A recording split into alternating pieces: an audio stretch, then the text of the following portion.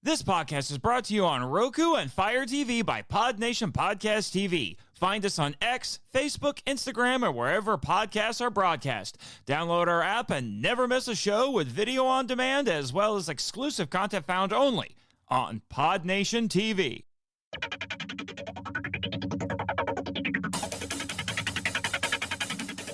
Live from the KIJU studios in beautiful Ogasawara for once. It's the Monster Island Film Vault, episode 101. Power Rangers Time Force Clash for Control, featuring Andrew Wynja and Michael Hamilton. Hello, kaiju lovers, and welcome to the Monster Island Film Vault, a podcast seeking entertainment and enlightenment through tokusatsu. I am your host, Monster Island's film curator, Nate Marchand. Unfortunately, Jimmy's not with us today, but once again, I have his sidekick as my sub. Yep, you get more Jet Jaguar today, JJ. You know, we call him a lot of things around here. I still don't quite understand what he's saying, but, I guess I need to keep reading Jimmy's manual that translates his jet speak. I'm assuming you're giving me lip, but anyway, I'm just happy to be back in the KIJU studio immediately after Jimmy and his lovely bride Kaguya have gotten married. The show must go on, so I'm taking this opportunity because all of my best podcast friends are here on the island still enjoying themselves after the wedding. And I have a Patreon episode, a Patreon request that I need to take care of. But guess what? It's quite the occasion because he's coming out of semi-retirement to make this a Power Trip reunion. Yes, listeners with attitude, if you're listening to this episode as you should, you're in for a treat. Please welcome back to the recording booth, my old friend, my former co-host on the Power Trip, Michael Hamilton. I would say I missed you, and I would say that I missed the listeners with attitude and everyone on beautiful Ogasawara, but I've actually been enjoying myself in my semi-retirement over the last, 8 or 9, 10 months. So. Yeah. We miss you though. I have gotten a lot of feedback from people who are like, we miss Michael. Bring Michael back. I'm trying. It's very nice to be missed. It's very pleasant to be missed. I would be a liar if I said I didn't miss you, Nate. Aww. I did. I've missed you. I've missed you exactly like I missed my last cold sore, but I still miss you. See, this is exactly what everybody misses. The constant co-host abuse that we just dish out on each other, and those rare occasions where, my roommates hijack the show, much to your chagrin. I'm just... Hey, quick question. Did they get the mess cleaned up after the wedding? Because it seems as though things got a little sticky. Sticky there. They partied hardy. Yeah. Uh-huh. They partied real hardy. Actually, yeah. I had a ball. I had a ball at the hanging out at the bar. The brasserie. Yeah. At the brasserie. Yeah. Yeah. I was there for a few minutes. Remember? Yeah. That was a good time. Ran into an old, we'll say friend. I ran into an old friend there. Yeah. I mean, but listen, I will say this, if I have to hear Can't Stop Believing one more effing time, I swear to God, Nathan, I will burn this place to the ground. You swear to Godzilla? Oh, Jet, shut up. There, that's the button. No, I'm taking this up another level. I swear to the Christian God, I will burn this place to the ground if I have to hear that song played one more time. What in the actual Christian hell? Thank you, Danny. That's one of the best catchphrases you've ever come up with. All right. But because we're a little crunched for time, because Michael, I know you've got a flight to catch out of Ogasawara to get back home. I do. You have semi-retirement responsibilities. I slightly overbooked myself, so my flight's leaving a little earlier than I expected. Yeah, but it's fine. I got some time. I wanted to stop by the recording booth, check out the new studio. I really like what you've done with the place. I haven't been here for almost a year. And by saying, I like what you've done with the place, it looks like a homeless man has moved in while you've been away. Well, I've heard stories about what's happened since I left, but the board may have cut funding. But anyway, we got to talk about the founder of the feast, the man who made this episode possible through his patronage, none other than Andrew Wynja, the Ninja. Hello. Welcome. How's it going, Andrew? Doing good. Just got here, and the JSDF actually flew me over here in Kiryu, which is nice. Oh, Kiryu. They managed to get to help Kiryu to come out of his depression a little bit to fly you over here. Yeah. Poor Kiryu. Last I heard, he was having weekly counseling meetings with Reverend Mifune to deal with his depression. But I'm glad you got here, and I have been kind of excited about this. This is a Patreon pick that you made a while ago, and it's for something that. It's always fun to kind of cross the streams a little bit with the Power Trip, because now, Michael, you did the same thing actually last season. Or was it 2 seasons ago? I can't remember. I think it was last season. It's been probably 2 seasons ago. Yeah, something like that. But you requested, when you were a patron, Green with Evil, which actually was a fascinating discussion that we had. It was a wonderful discussion, and I'm hoping that this is going to be just as wonderful a discussion. Oh, yeah. It's been a minute since I've had to revisit Time Force. Which, according to you, best season of the Saban era. Did I say that? Yes, you. Yeah. Did I? When we did our first ranking episode on the Power Trip, because we did it for each era, you named Time Force #1, I named In Space #1, but when we talked about it, it's like each of our top picks barely edged the other one out. Yeah, you're really good at edging. I get that. I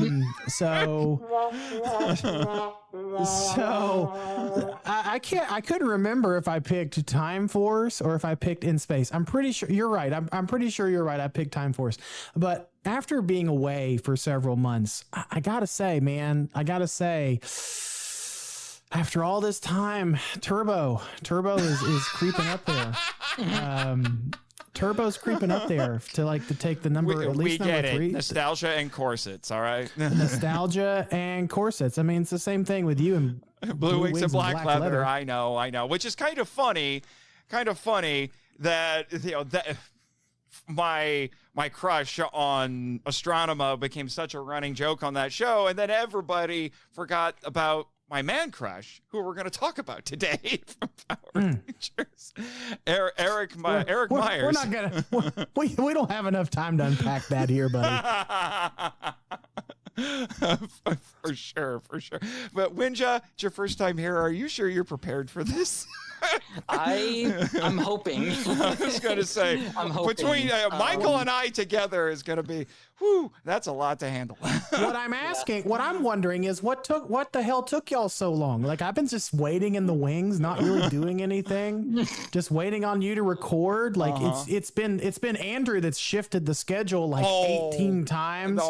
Right. Wow. I mean, Hashtag scapegoating. Nate with his all of his ballet rehearsals and his extracurricular activities. I mean, it's like I've been anxious to do this episode for a really long time. I don't know what the hell took you guys so long. Oh my gosh. No, this way.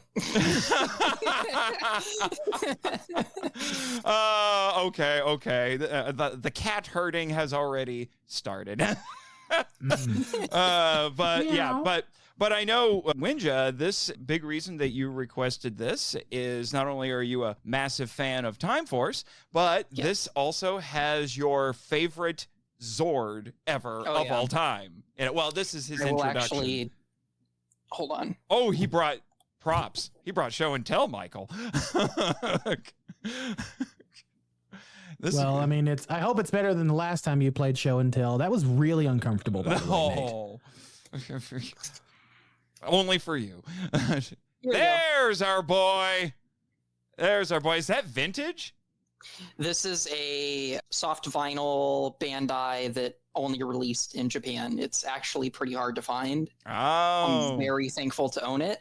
It's a little beat up, like the tail has like a little bit of a shoe mark on it for some reason. Somebody's in remarkably good condition for as old as it is, though. I was gonna say it's probably creeping up to it's 25 years old at this point. Mm-hmm. But yeah, this was sold in a 2-pack with the Quantum Ranger, or the Time Fire is Time Fire. So it's technically the Sentai version of the Q-Rex, which I forget what his name is. V-Rex. V-Rex. Yeah. Yeah, because it's not too different. Not to be confused with the King Kong V-Rex. Yes. Yeah. Oh, really showing your nerd card there. I like it. I like it. All right. He's a bigger nerd than you, Nathan. It's hard to be a bigger nerd than me. I thought, unless you're the goofball hero in air quotes from Ready Player One, at least in the book, who's like me and 5 of my nerdiest friends put together, which is not possible. All right. Yeah. Well, like I said, we've got a lot to get into, so let's jump into it.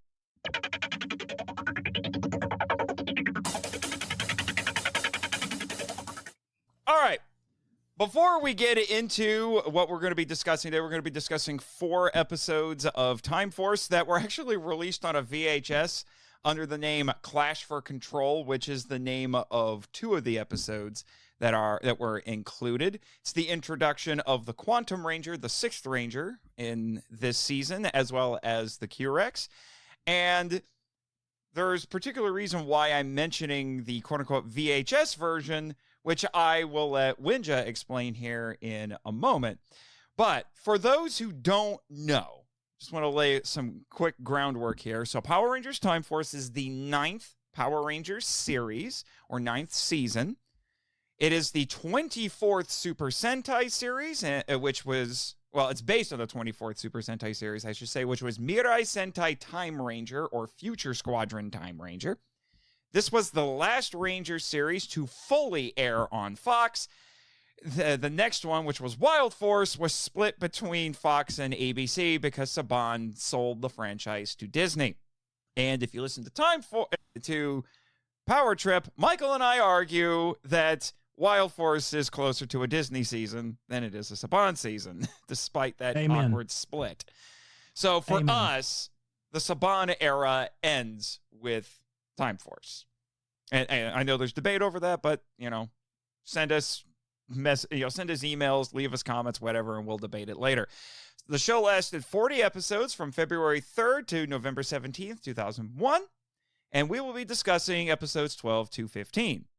And, Time Ranger aired the year before in Japan, and it went longer than Time Force. I think it was 50 plus episodes. And if you want to watch Time Ranger, it has been released on DVD by Shout Studios.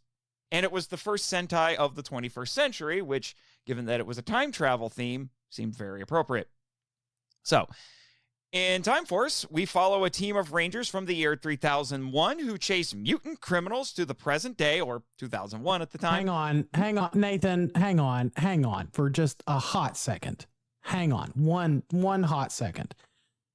Our friend Andrew, Wynja the Ninja, has requested a Power Trip reunion, so shouldn't you do an epic plot synopsis of what you're about ready to read? It's not really I don't care. Wow. This is my return. This is my return to the recording booth. I flew all the way out here to do this, and this is Wynja's episode that he personally requested.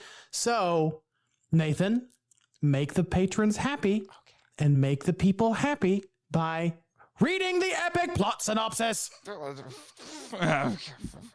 It's only like a few sentences, but sure, I'll read the next few bullet points like that just for you, Michael, and for Wynja. All right, here we go.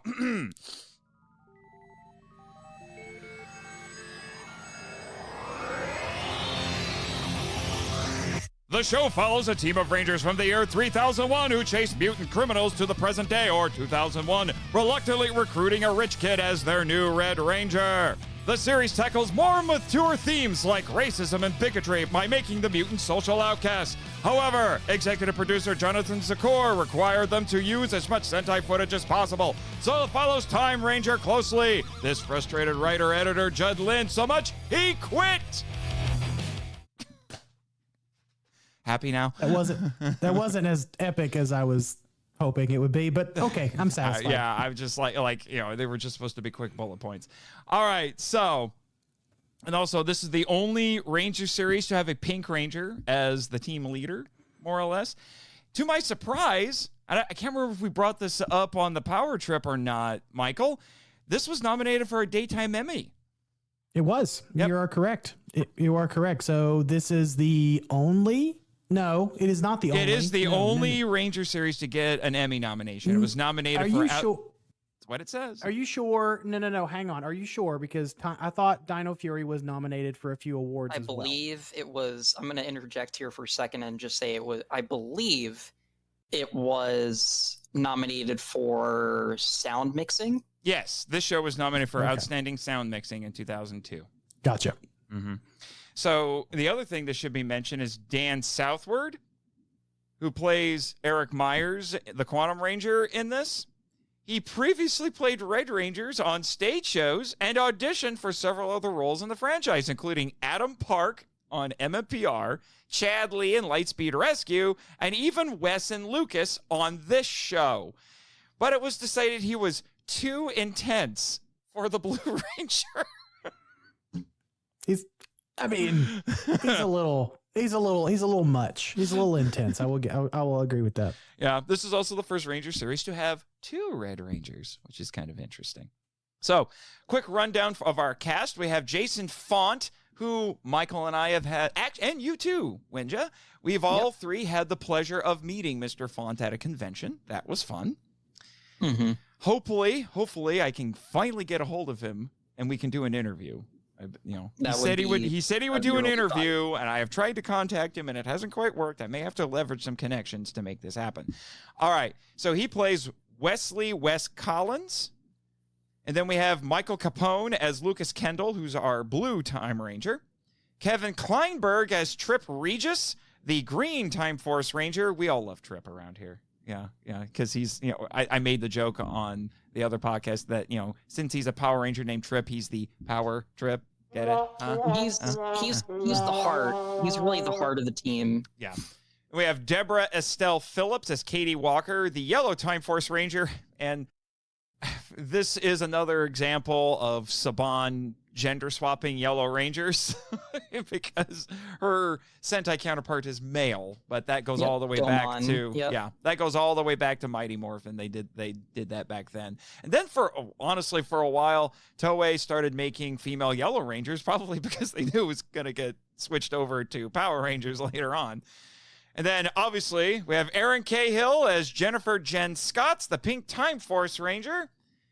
Gorgeous. Yeah, I got a little bit of trouble with some of my early opinions about Miss Cahill, which I very much retract. I retracted that later, very much. Yeah, I mentioned Daniel Southworth, excuse me. And then we have Vernon Wells as our villain, Rancic. You look into that man's filmography. He's been a working actor, has been in some very high-profile movies, and has gotten to work with some high-profile personalities, including Mel Gibson and Arnold Schwarzenegger. And then we have Kate Sheldon as his daughter, Nadira. Eddie Frierson, I hope I said that correctly, as the voice of Frax, our robot mad scientist. And Neil Kaplan as the voice of Gluto. I'm disappointed it doesn't mention the voice actor for Circuit, our little Harryhausen-inspired robot owl. Yeah, because I'm pretty sure they had her at a Power Morphicon. The woman that voiced Circuit. Yeah. Yeah. Wynja, can you do me a favor and look that up really quick? Yeah, sure. Yeah, I should have added that one to the list. So specifically, Clash for Control with this. This bit of trivia, I'm going to let you handle, Wynja, because there's a specific version, like I said, that we're using here. It's the one that was released on VHS, and because it was specifically why you wanted to include it. Michael and I talked about it a bit on the power trip, but I'm going to let you handle it. Real quick, Brian Sindal. Yeah, there you go. That's the voice of Circuit. But anyway, so why are we taking a look at this VHS version when we have nice DVDs? Well, we're taking a look at this mainly because this includes a lot of cut footage or footage of how it was intended originally. And the main thing is that Time Force was heavily censored after 9/11. Now, this was not the only show to get that treatment. There were a lot of other cartoons and other shows at the time that also... another good example being the original Transformers Robots in Disguise.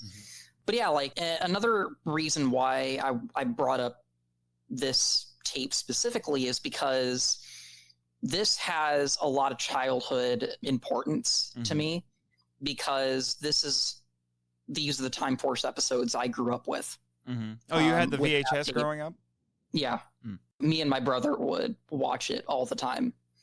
That's how I originally saw Time Force growing up. I didn't see any of the reruns on TV because they didn't rerun Time Force very much. I don't think, because I remember Jetix would rerun some of the older shows, but I don't remember catching Time Force on TV at all. I just had the tape of it and that was it.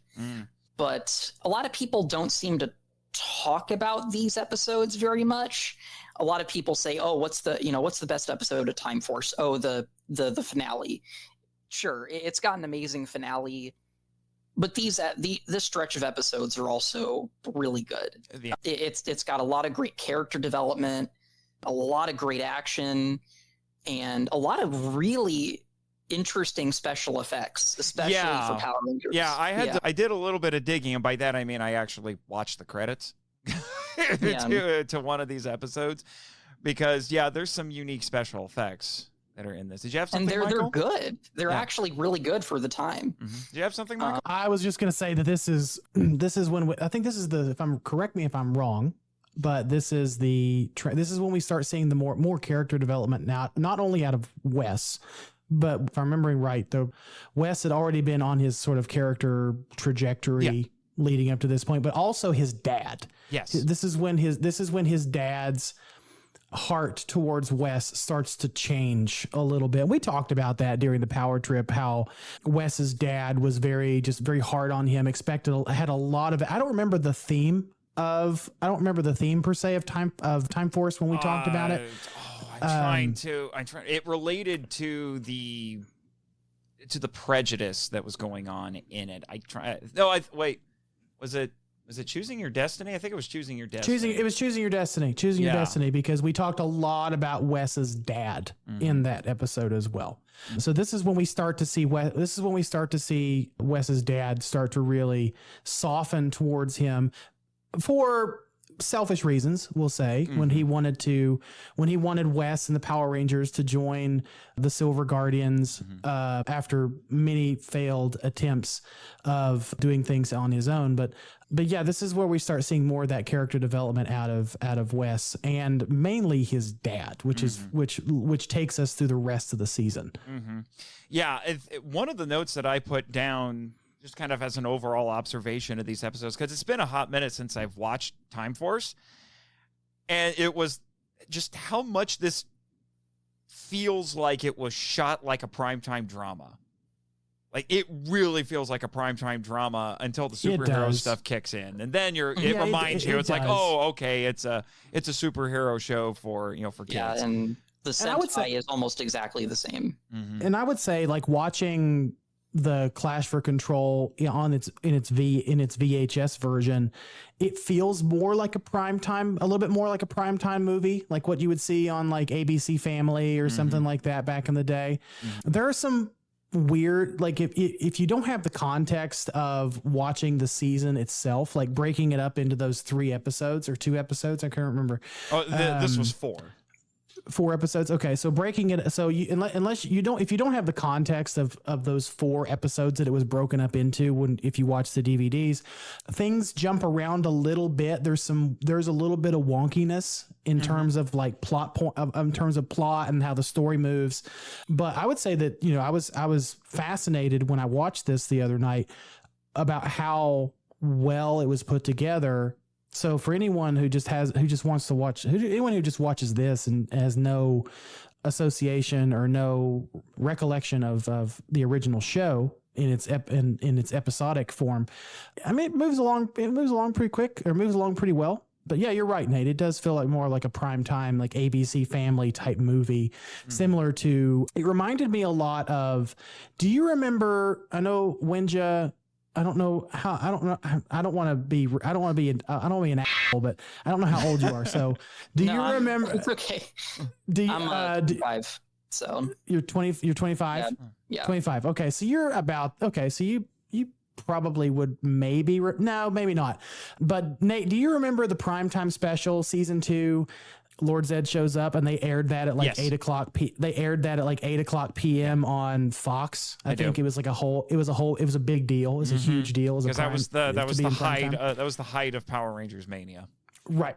So that's what this, in a way, sort of felt like, in the way, like its story, its character development, etc. So that's kind of like the vibe I was getting loosely, but it's like it was there as I was watching this. It really shows just how far Saban had come. You and I talked about this because right now I'm doing the Ranger reviews for Scyther on their Patreon, and they're going through In Space right now. And as much as I'm loving that, sampling these episodes, which are 3 seasons later, I'm like, man, they just kept on that upward trajectory. And you and I talked about that because we were like, man, this franchise grew up with its audience, because it's, you compare Time Force to MMPR season 1, and it's almost night and day.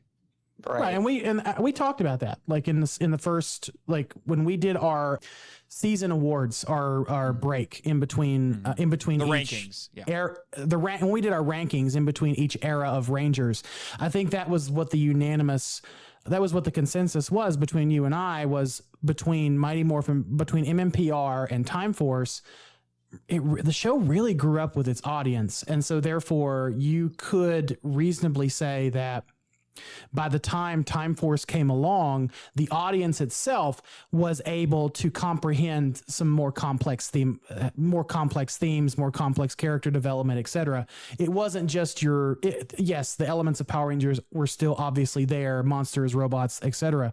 But the thematics of Time Force, compared to what we got, say, in MMPR or Zeo or my beloved Turbo, were basically night and day.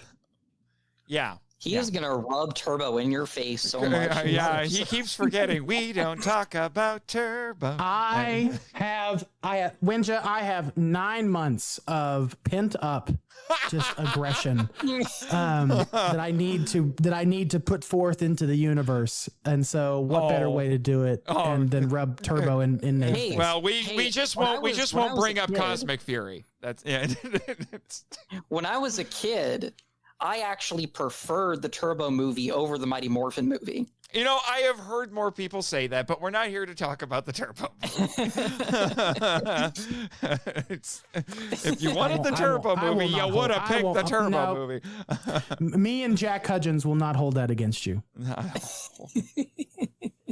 Oh, thank you, I guess, maybe. All right, so even though they're all edited together very nicely on here, where I think where in my notes there are the breaking points, I'm going to mention some stuff about each episode. So first up, we have episode 12, Worlds Apart, aired April 21st, 2001, written by Judd Lynn and Jackie Marchand.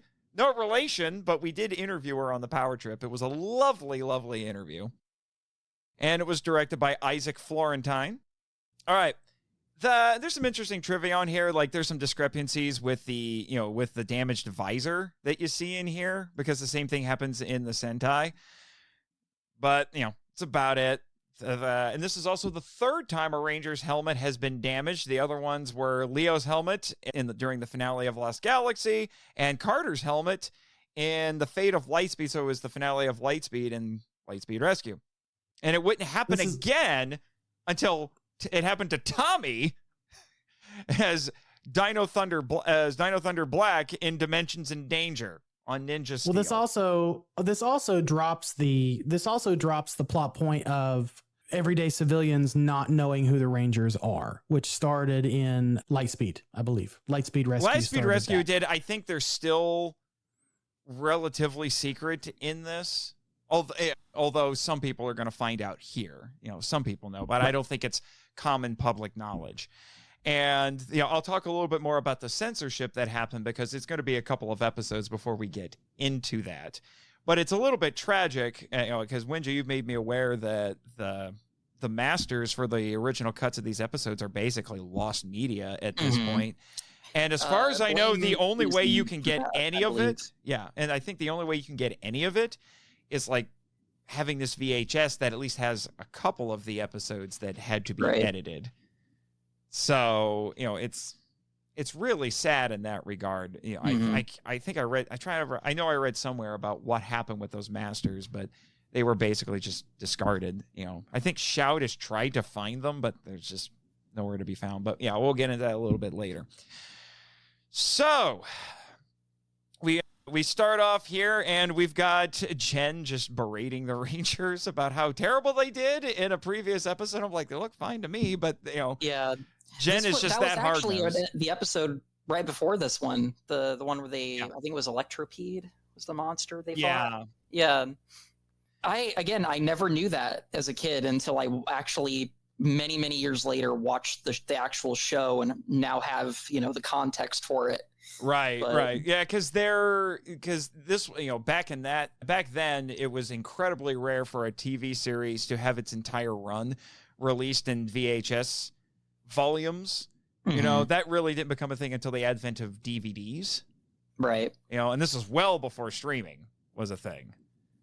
And what's surprising is Time Force actually got at least half of it released on VHS. Yeah, this was one of several VHSs. In fact, there's a trailer for all the Power Ranger VHS at the very beginning, the tape. It was nostalgic just watching that trailer, just being like, get MMPR. It was a core memory unlocked for sure. Yeah, it's like, oh, look at this MMPR. Here's Zeo.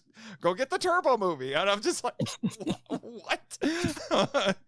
And the MMPR movie. And I'm just like, get all these VHSs, collect them all. I'm like, and one thing I really like about these tapes, and especially older Saban tapes, is that they're edited together like a movie. Yeah, we were talking. Michael was talking. They don't have like the credits, the beginning credits or the end credits in every episode. It's just the first episode and the last episode that have the actual opening and ending stuff. And what that trailer told me that we did not bring up, I don't think, Michael, and this surprised me, but apparently on VHS, the Lost Galaxy and Lightspeed Rescue crossover episode was in 3D on VHS. Well, that was a trend back. That was a trend back in the early 2000s to make everything in 3D. Yeah. Yeah. So are one of you going to make it your goal in life to collect all, because I saw that it mentioned how many there were, all 17 of these Saban VHS. I have most. I still in some form or fashion. I have most the Saban, the original Saban VHSs that came out during that time period. Now I don't have this one. I think I stopped collecting the VHSs when I think past, I don't know, like Turbo or something like that. So I'm still missing a few, but I do have a ton of those old VHSs. Where they're at now, I have no idea. They're probably in boxes in my storage closet somewhere. Yeah, I know you have the Green with Evil VHS, which is kind of cool. I do. I had those as a kid. They got lost or damaged at some point, and so I just rebought them from eBay for like a really reasonable price. It was right before JDF passed away, RIP. So the prices did not shoot up at that point in Ranger history. Oh yeah, just Godzilla help us with all of that at this point. But yeah. But anyway, and we also are, if you're coming into this cold, we're also introduced to another staple of the show. We're getting some solid characterization. We see Jen being hard-nosed and everybody else is trying to have a good time. They're just eating popcorn while she's lecturing them and showing clips of the previous episode. We also find out, and this is part of the Sentai as well. She's strategizing, Nathan. She's strategizing. She was breaking down the fight with, what is it, Electroworm? Is that right? Electropede. Yeah. Electropede. She was breaking down the fight from Electropede, saying, "This is what we did right. This is what we did wrong." Like, come on, like she's being very, and that's Jen's character too, right? Oh yeah. So that's like very, very, very militaristic, very, very type A. Yeah. Well, and there's a reason for that because she's grieving at this point. And we don't know at this point, and at this point in the show, we're not privy to the fact that Alex is even still alive. Mm-hmm. Oh, well, we get hints of it toward the end of the VHS.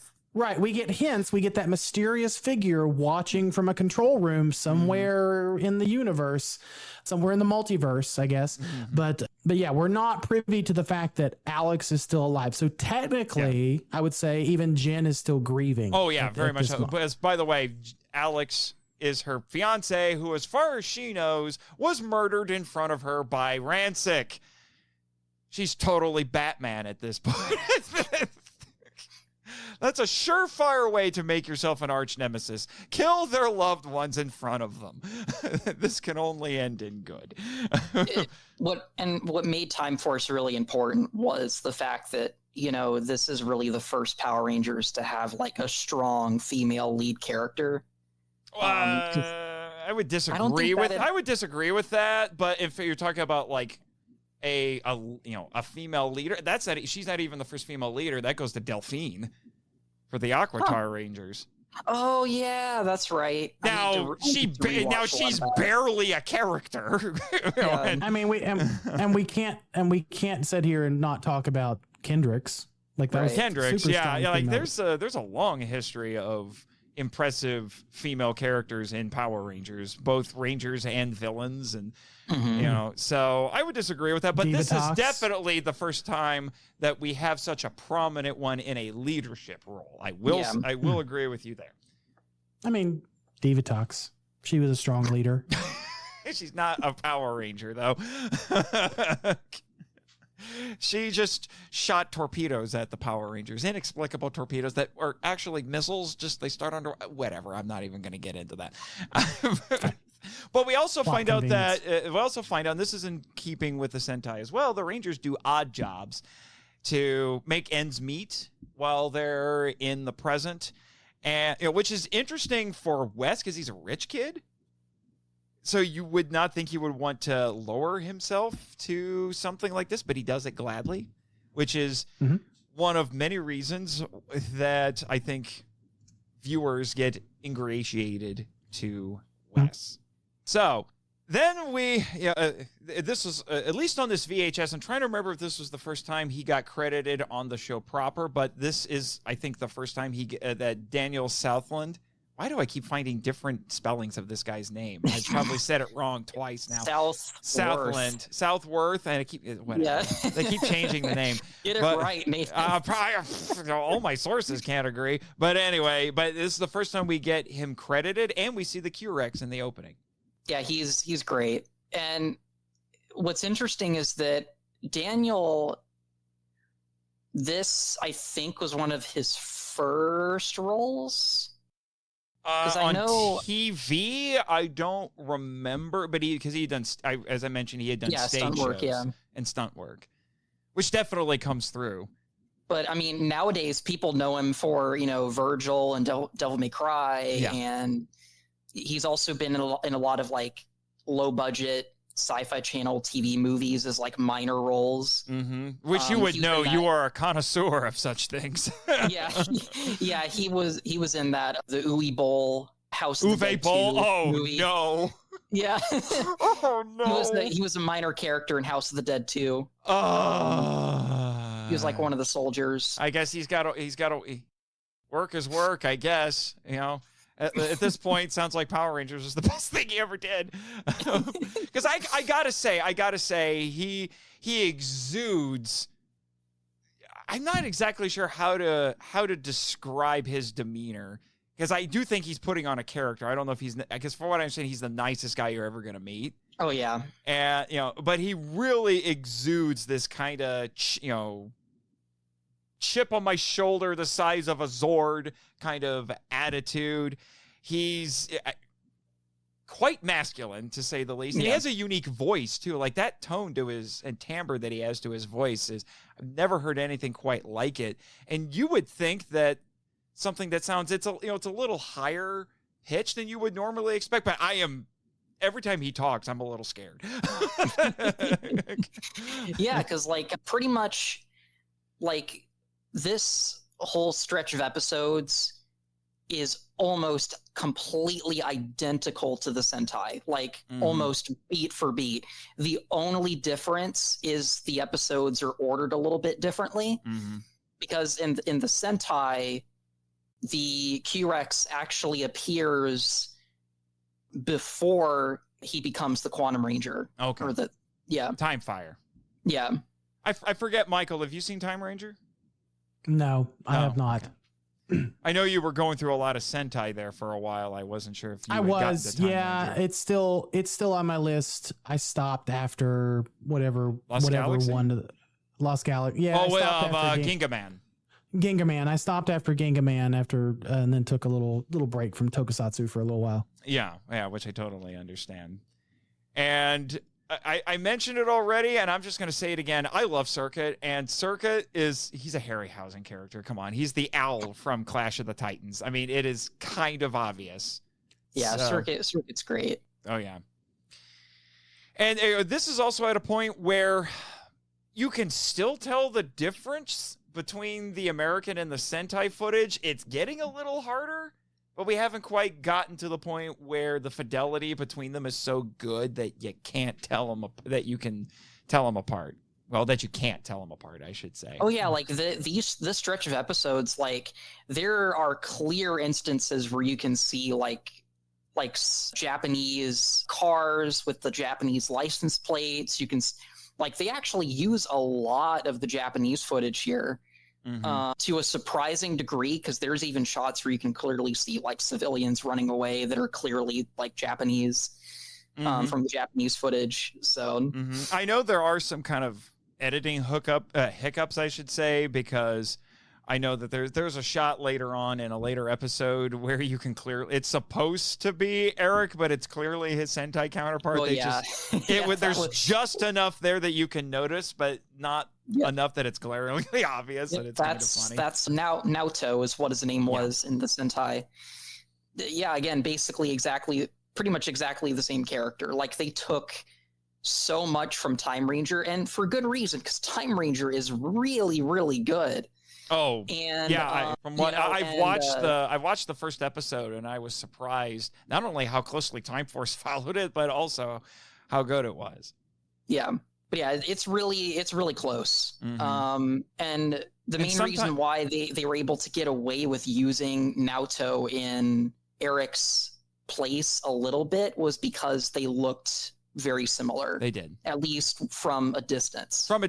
Yeah. And sometimes Saban would try to do stuff like that. They would have the American actors wear outfits that were similar, so sometimes they could kind of sneak in some of the civilian footage from the Japanese shows. Infamously, they tried doing that with Masked Rider, and it was weird. Yeah. Masked Rider was peak cinema for Tokusatsu at the time too, so. Well, Kamen Rider Black RX might have been, but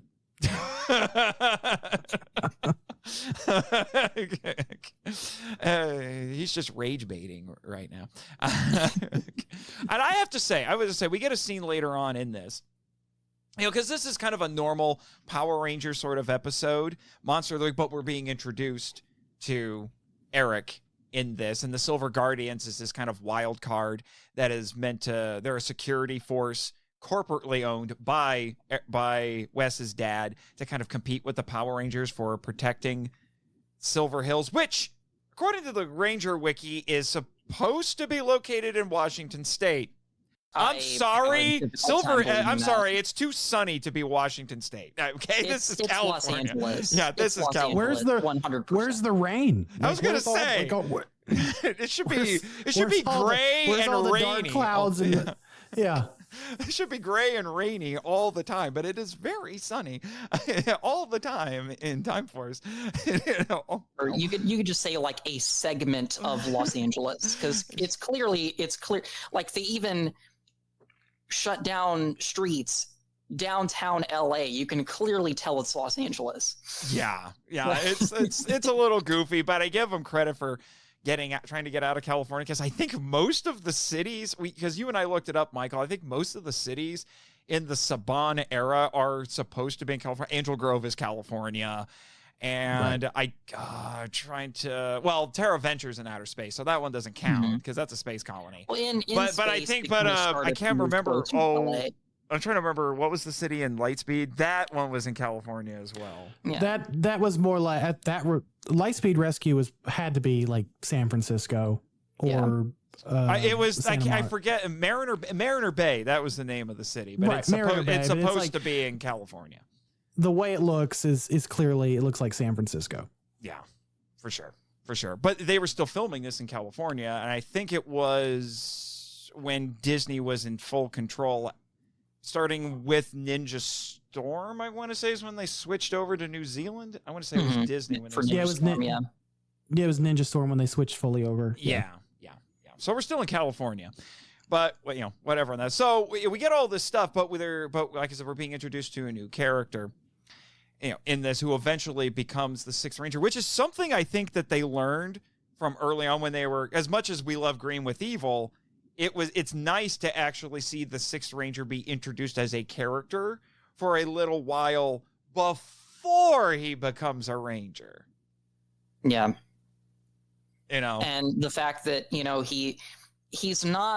he's a very complex character, because like he's not a bad guy. He's just, he's just a bit more antagonistic towards the team. Right. Because he just doesn't want other people to be in his business. Yeah, Wes grew up with a silver spoon in his mouth. Born with a silver spoon in his mouth. Eric had to earn everything that he has. Yeah. Life was not easy for him. And because of that, it's made him kind of hard. And he resents people who had it easier than him. Mm-hmm. And that's where that huge chip on his shoulder comes from. That's where his antagonism toward Wes specifically, because they were best friends for at least a while when they were in prep school. Yeah, you even see him like have a bit of concern for the team later on in the stretch of episodes. Mm-hmm. I'll mention that when we actually get to the episode that it's in, right. I don't think he quite hits anti-hero territory, but he treads the line sometimes. Yeah, for sure. But we do have a scene, I mentioned it there, where we have a broken visor, which is adapted from the Sentai. I've seen that clip from It's Sentai. Not exactly, but they reshot it obviously, for American footage, for the American actor. Yeah, which was relatively common practice. There were several episodes of past Sentais where on Power Rangers they basically just adapted it and just filmed new footage. One of my favorites being from In Space, when they did the one where the Sentai counterparts, the Nezzy Rangers, so the counterparts to the Psycho Rangers, were trying to track down the Rangers using their voices, so they had to be quiet the entire time, and that was recreated almost beat for beat by Saban. What's funny is that's one of the only episodes of In Space that I fondly remember growing up with. So yeah, well, we're not here to talk about In Space, but anyway, so I have to give Jason Font credit. This is one of the times he's wearing the suit, because that's clearly not the stunt actor. That is Jason Font in there with the broken visor. And he does a really good job emoting with just half of his face visible. Yeah. That is not the easiest thing to do. Mm-hmm. So shout out to you, Jason Font, and please call me back. Whoa, don't be a creeper, Nathan. Well, I do need to give him at least a little bit of space. Him and his wife, his lovely, lovely wife, just had a baby in the last year.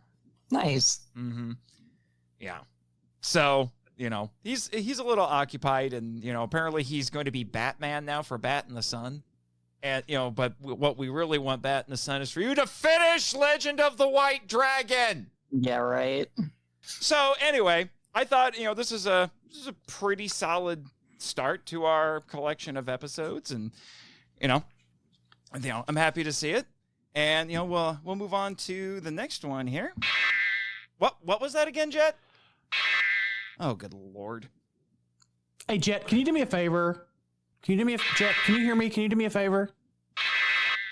Can you bring me a coffee? Because I'm running on I need a little caffeine in my life. Can you bring me a coffee, please? And thank you. I appreciate it. Oh, by the way, a little less sugar this time. I don't want to twitch on the plane ride home. Oh, gotcha. Yeah, and while you're at it, if that bonehead is really here, and he has, tell him he's not allowed, and if he shows his face in here, I need you to punch his bony head off. Ugh. I mean, why would he be there when he's not even real? It's a figment of your imagination. You keep denying his existence, but it doesn't. You can deny it all you want. I have to live with it. Okay.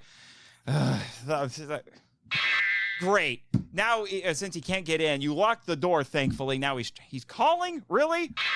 Oh, good Lord! Get it over with. The hell you doing here, Martian? Mother trucker. Let me handle this, guys. I'm doing my show, Rito. But Wade and I... Who's Wade? Just some guy. Anyway, we had the studio reserved for the Snarky Boneheads. The heck is that? Our radio show. You have a show? Since when? The board didn't tell you we replaced you after you left? Of course they do that. Now get out of there and let us work. Not today, Satan. Well, I hope you're happy, Michael. I knew something was smelling funny. I could smell the stench of broken dreams and rotten fish from over here. Well, that explains so much why this place has fallen apart without me over the last year. Maybe you should come home. Where's that that janitor that used to hang out here all the time? He needs to come over here and finish his work. But good no, for real though. I saw Ricky cleaning up. I saw Ricky cleaning up kaiju on the way in, so he's probably a little preoccupied. Yeah. The board's just mismanaging everything. They replaced me. They're the ones who sent me on this stupid fetch quest to be. Okay, you know what? Well, no, I'm not going to get into this. Look, listen. I gotta complain for just a hot second. Give me like 2 seconds to complain about this. What the hell is up with the parking situation here at the studio? Yeah, your guess is as good as mine. Like I haven't been here for months. I called an Uber over from the convention hall to come here, and it took us like 45 minutes to find a bloody parking spot. What's going on here, Nathan? I'm not in charge of that. Okay, you take it up with Uber. Okay, I'm not in charge of their infrastructure locally. Okay, the fact there are even cars here is a small miracle because this is a tiny island off the coast of Japan. Maybe if you hadn't quit your job a few months ago. I didn't quit. The board made me go on a fetch quest. I'm still technically employed. Maybe if you had not decided to go off on your little freaking holiday and go on your little joy trip for months on end, it is anything but joyful, sir. Do I need to split you two? Maybe you could, if you would have been here to do something about it, I would not have to wait almost an hour to park. All right, we're moving on to the next episode before this really degenerates. So the next episode's episode 13, appropriately, because of course it is. The Quantum Quest. I find it funny that it's called a quest, but it's done in one episode, but, it's nice alliteration. Originally aired April 28th, 2001, written by Judd Lynn and Jackie Marchand, and once again directed by Isaac Florentine. Fun fact, speaking of Masked Rider, Nadir is watching an episode of Masked Rider in this. Specifically episode 2, which is called Escape from Edenoy Part 2. And I was like, I see why you're crying. It's Masked Rider. Yeah, right. No, it's tears of joy. It's tears of joy, guys. Come on. Don't be so hard on Masked Rider. You try watching it. I dare you, Michael. You try watching it and tell me if you retain your sanity after 15 minutes. I have watched Masked Rider. I have a soft spot for Masked Rider. Not as soft as our squishy acquaintance, but I have a soft spot for Masked Rider. I don't know why they picked Masked Rider out of all the shows they could have picked. They put like an episode of Masked Rider on there because they couldn't get the rights to anything else, and so it was just there. It was just there. Why not VR Troopers? I guess it was too old at the time, but this would have been like this would have been like 5 years after Masked Rider, but I don't know. Maybe I don't get it. Also, there's a character in here named Dr. Hammond who has the obvious namesake of John Hammond from Jurassic Park. Welcome to the Quantum Quest. Yeah, they weren't even trying to hide that reference. No, they weren't. In fact, the first note I have for this episode is, this isn't Jurassic Park. Not at all.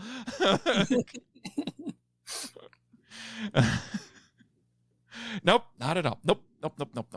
All right, so this one, it does start with an archaeological dig, which is always a nice trope, a nice story type to have in your kid show. And we're introduced to one of my favorite monsters of the week in Time Force. I forgot he was in this episode. Brickneck. Brickneck. What a name. What a name indeed. And he looks like, speaking of Kamen Rider, he looks like a Kamen Rider. Like, I swear that must have been a recycled and refurbished Kamen Rider suit in the Sentai. I love this guy. There should be like a metal band called Brickneck. Brickneck. Their logo is just a brick wall.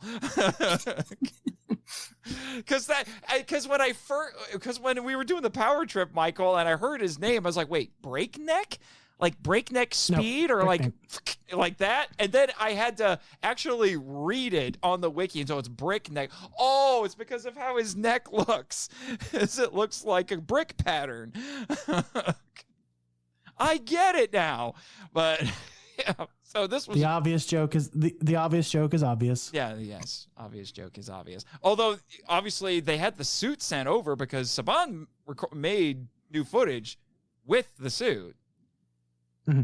So, like I said, I was happy to be reminded that he was in this. This also was at the point where I noted that Koichi Sakamoto, who directed some episodes and occasionally would act, he was notoriously, he played on camera anyway, didn't do the voice, but he played Tritor and Zeo.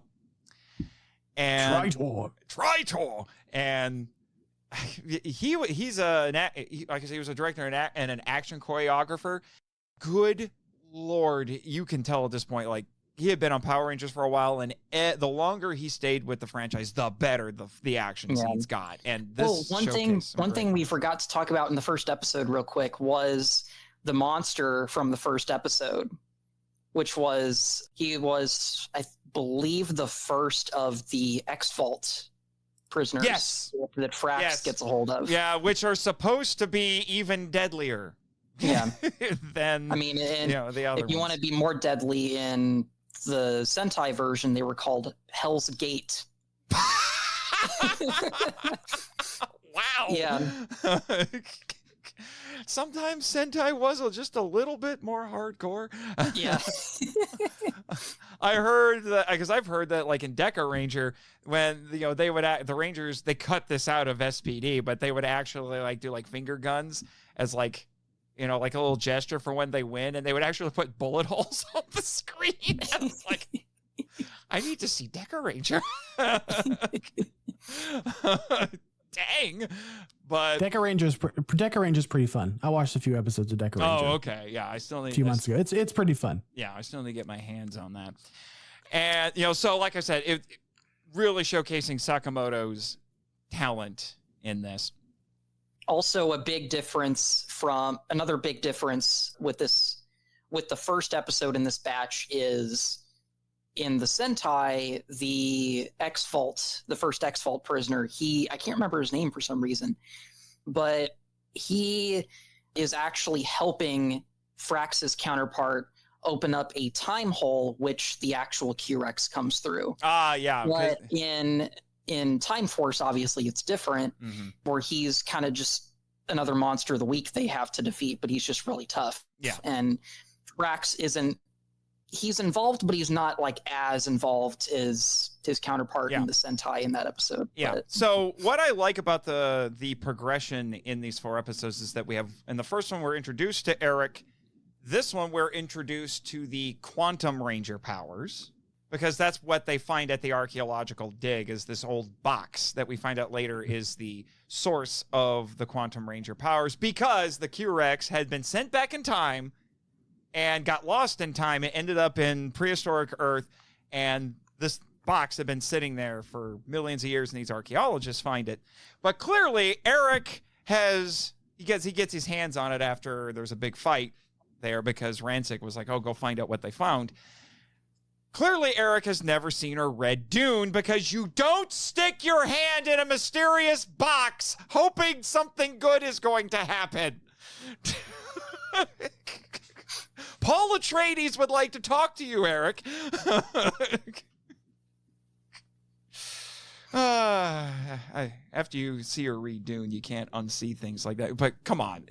Is it like that in the Sentai as well, where it's just like a box and he sticks his hand in? Yeah. Oh, okay. Yeah, clearly they hadn't seen it either, because you would, I would be a little bit concerned at that point.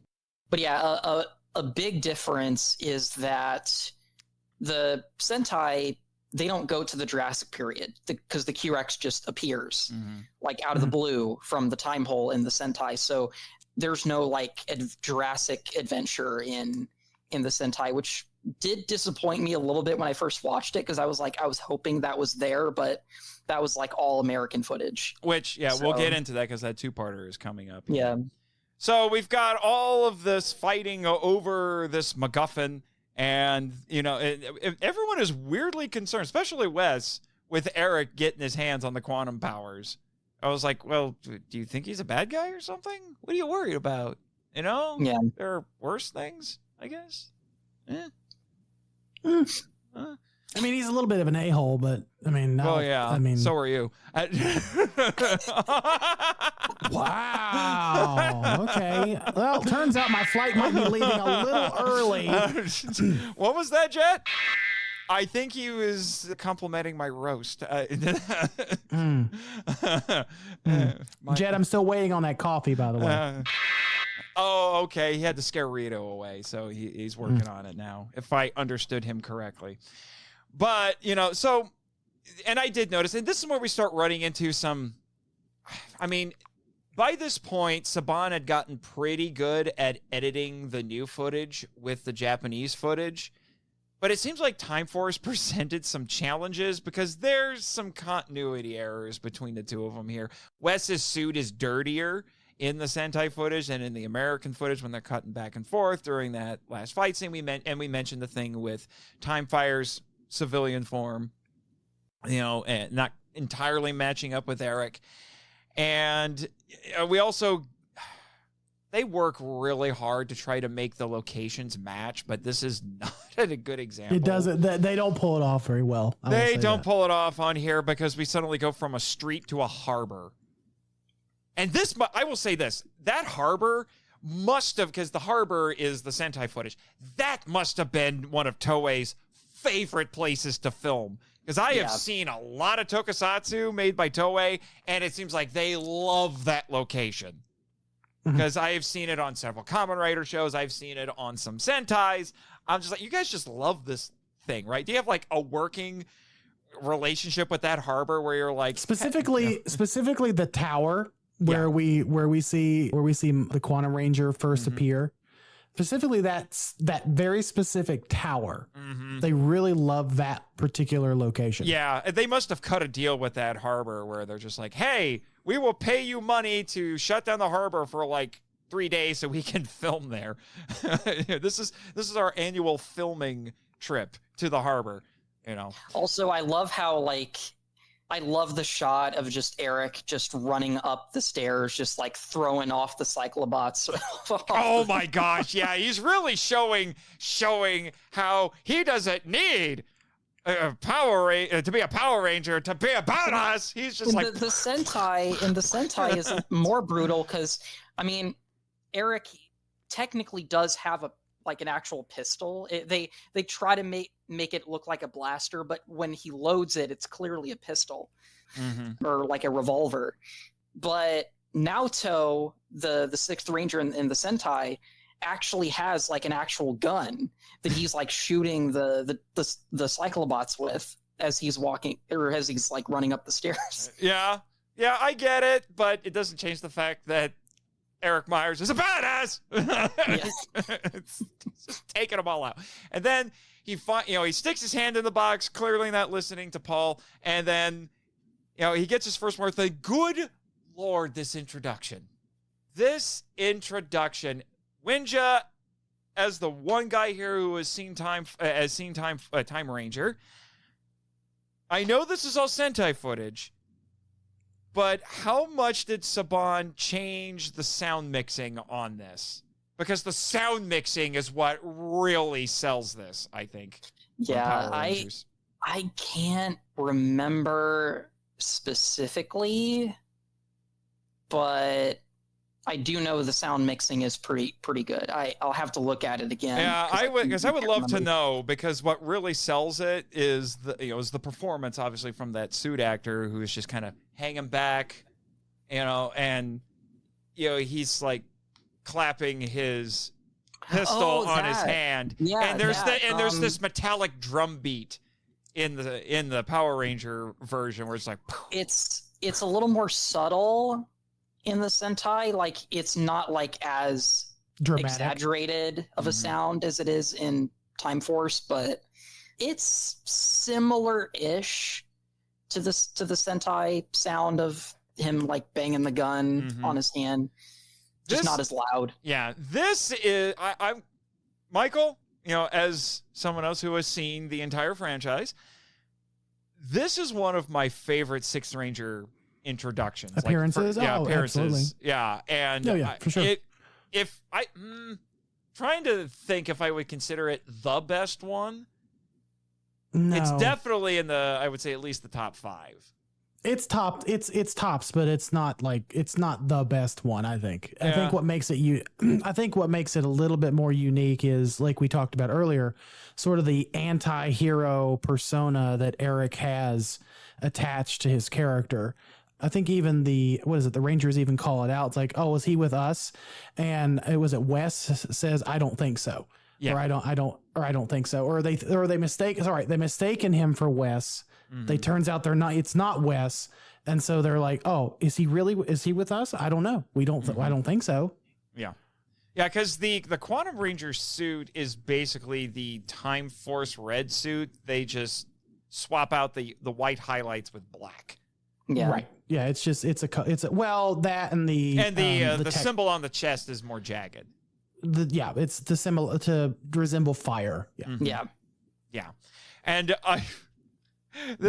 going back to Brickneck, I don't know if you remember this, Michael. This was my pick for best line of the series when we were doing the awards on Power Trip. Oh, there's so many, but there are so many. This one was my pick for the winner when we did that episode, and I had forgotten about this line, and it comes from Brickneck.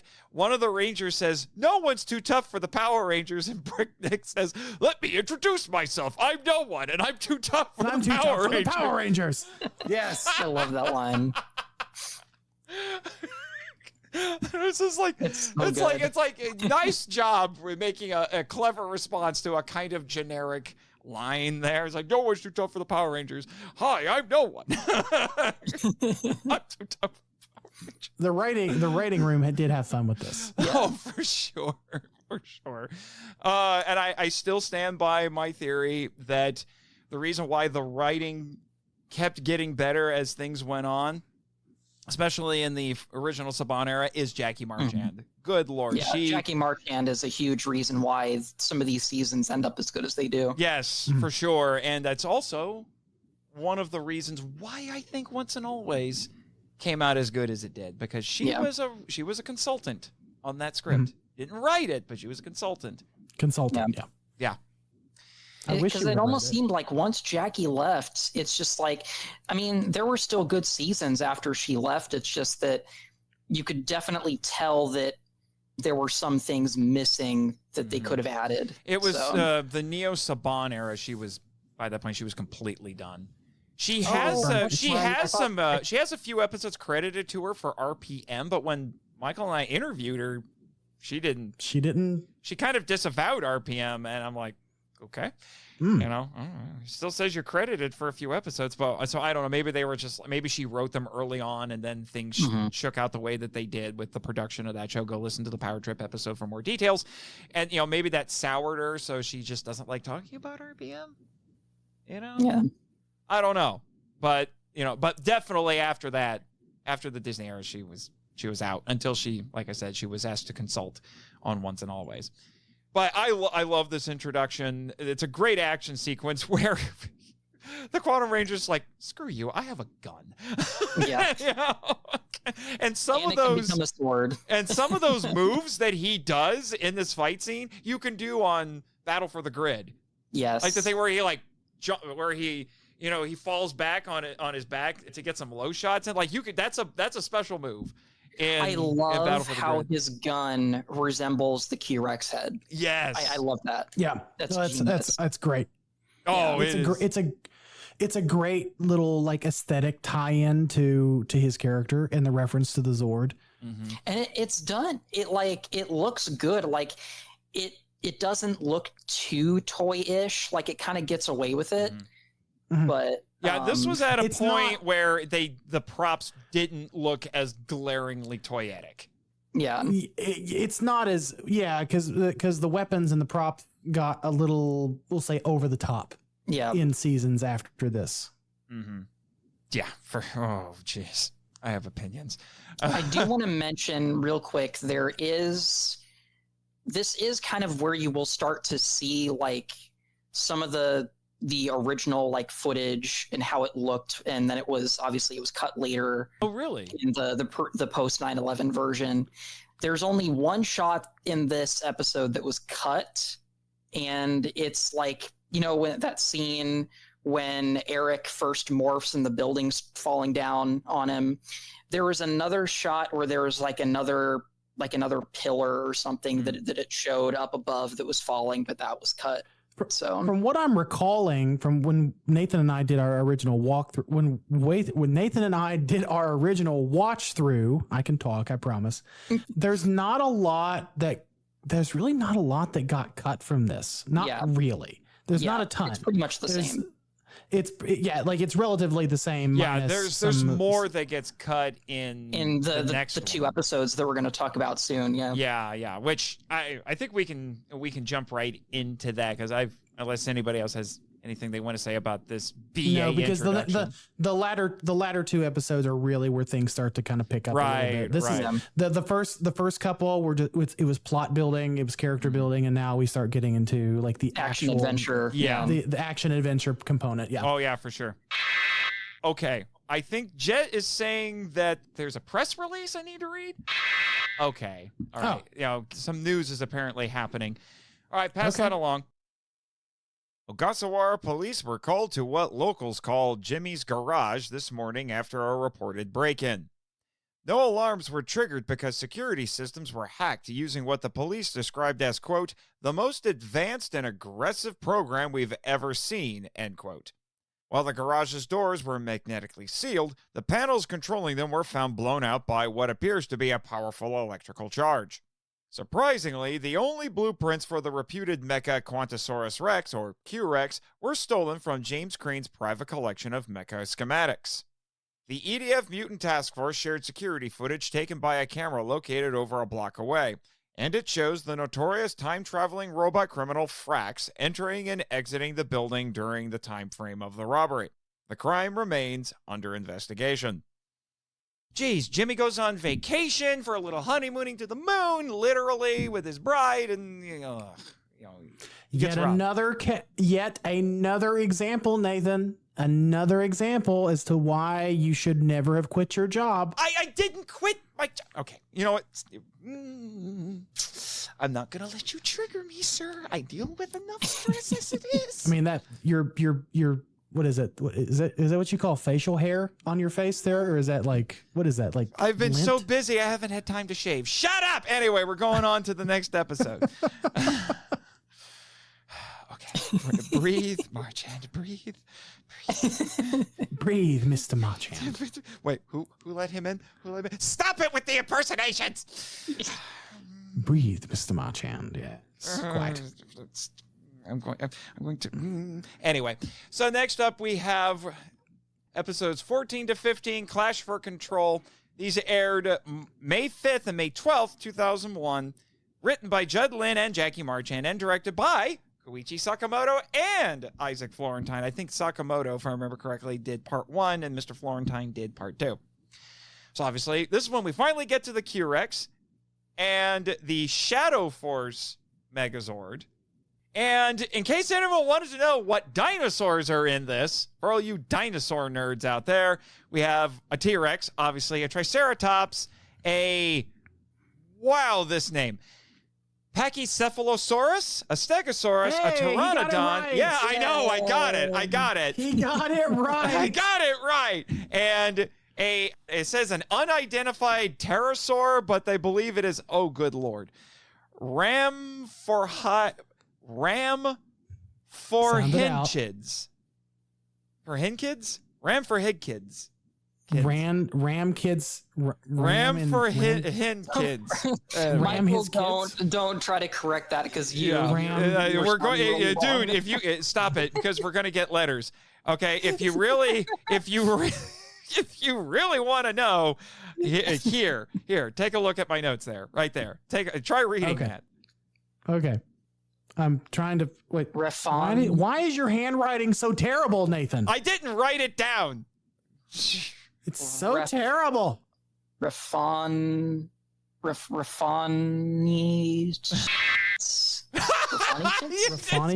I mean, oh my gosh, Jet's gonna have to censor so much in this episode. Refani. I don't know why. I don't honestly, know if we're talking about kids here, just call them just little shits and just be done. Oh my gosh, Jet's gonna have so much work. All right. Now, Wynja, this two-parter is where we're gonna see a lot of edits. And when I was watching this, because I did acquire the VHS, I'm like, oh yeah, I don't remember that shot. I don't remember that shot. I don't remember that shot. I saw this as a kid. Yeah. when I watched Time Force many years later on like I think it was Netflix when they had it at the time. Oh, before I'm like, the wait purge. a minute, this is not how I remembered it.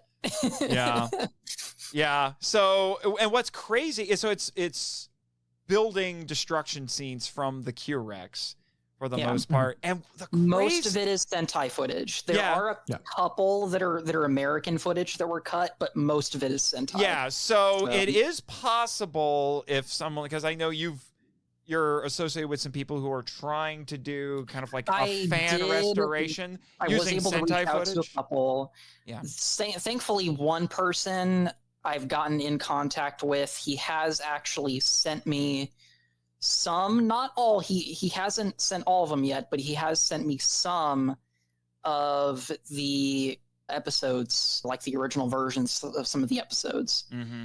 But so it'd be possible to kind of lift the Sentai footage and put it in there.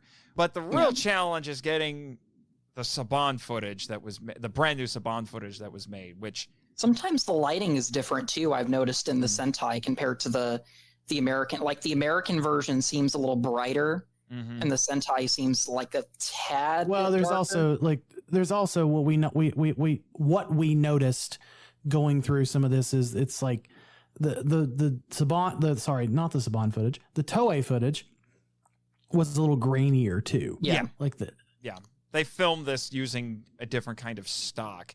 And I also think the reason why there's that lighting difference is that Toei filmed on a set, whereas most of the original like Zord footage that I see from Saban is filmed outside, so you're getting natural lighting and sky, which is cool, but it's difficult to make that match up. Yeah. You look at some of the when they started doing that more in the Mighty Morphin era, I think it was like a little bit in season 2, but definitely when we get to season 3 and they're cutting between Toei footage and new footage, it looks kind of weird. Yeah. You can tell one's a set and one's outside. So, but they were doing it to be a little bit sensitive because they knew that imagery like that might be a little much for some people. Yeah. It's unfortunate that no one bothered to preserve that footage, near as I can tell. I wish they had. I had a note about that. Let me see. Unless you want to talk to people that actually have the recorded version. Yeah, or this old VHS. Yeah, which so to even get it restored, it would require a bit of remastery to do it. Yeah, It says that the original masters were destroyed. I'd love to know who destroyed them. My money says Disney. Yeah, because from what I can gather, Disney lost them when ownership transitioned from Disney to Saban. So. Or from Saban to Disney. Yeah, and there were other instances where there was a circuit line that was changed in a later broadcast for an episode, and there was actually an entire episode that only aired once on TV. And, where Rancic took a TV news station hostage. And that's that's pretty much the most famous one. That's the one that everybody knows about. Yeah, so it wasn't eliminated. It was just only ever aired on TV once. Yeah, it wasn't edited or anything because once the DVDs and and the Netflix and all that came around, you could watch it, no problem. But yeah, it's like, and it's really a shame because especially in this 2-part episode. They did not, they tried the best they could, but you can tell when watching the new version of these 2 episodes that there's something missing, where they'll cut to like the Q-Rex doing something and then it'll just be like a big like screen of fire. And you can tell like something probably should have been there. They basically just reuse a lot of the same shots of the Q-Rex just running, and they used that for the new version, and it gets very old very quickly because you're seeing really just him running around like 8-9 times. And it's just unfortunate because you don't get to see like a lot of the miniature work done or anything like that they did. And there's a lot of good miniature work in this. Oh, good Lord, there is. Like the Sentai footage that they keep, it's some of the best miniature work that I've seen Toei do. Because usually their work is not on par with Tsuburaya. Like Tsuburaya, they know how to do miniatures incredibly well. Toei does what they do well, but they don't do miniatures quite as well. There's some really good miniature work in this. I was very impressed. There's some pretty decent puppet work too. Oh yeah. So like I said, this is a 2-parter. So our monster of the week in this one, has a device that allows him to open a time portal, as he's going to go back and he's going to go find the Q-Rex for Rancic. That is the goal. So he does that, and then Eric's like, I'm going to go stop that. And then Wes, being Wes, is like, I'm going with you. No, you're not. And then we get this crazy scene where Wes jumps off of a building, morphs in mid-flight, and lands on Eric's ship and just holds on for dear life, and then they fly into the portal. I love just this whole, like, first part.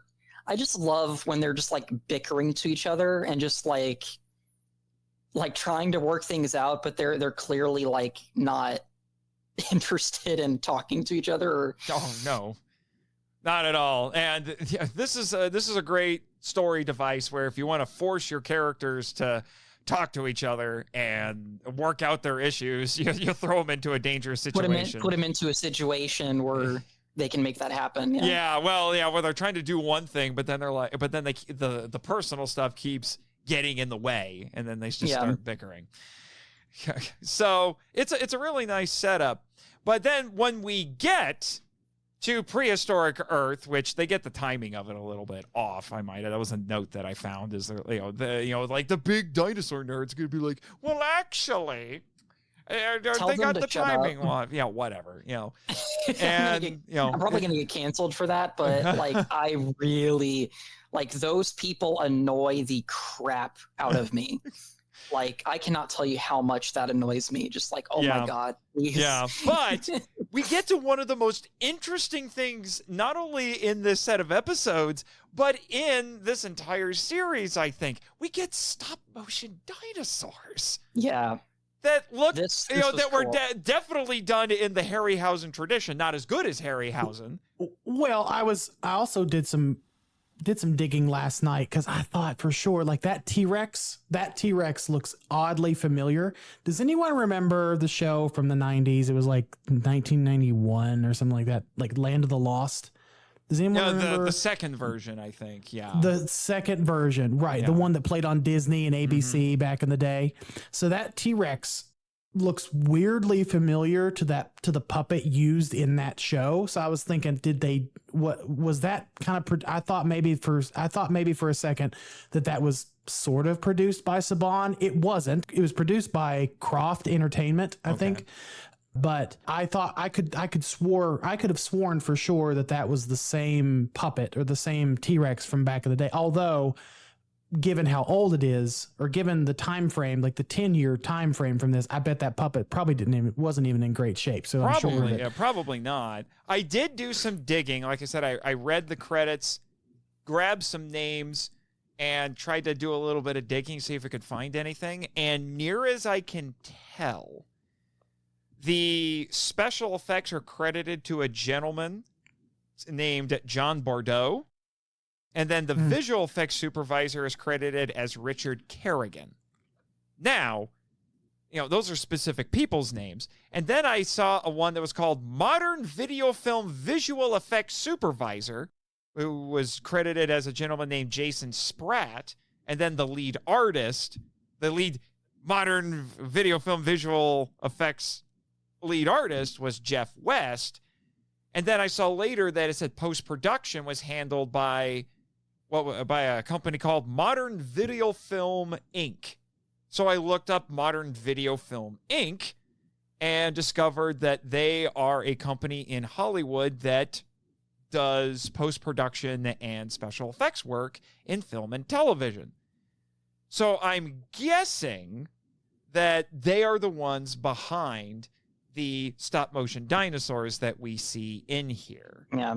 And part stop motion, part puppet. They do kind of mix especially the T-Rex. You can kind of tell because like sometimes the head is a puppet, and then every time we see it in full, it's stop motion. Yeah, so. Yeah. Which the fact that they're even doing that is incredibly impressive. I feel like this was a season.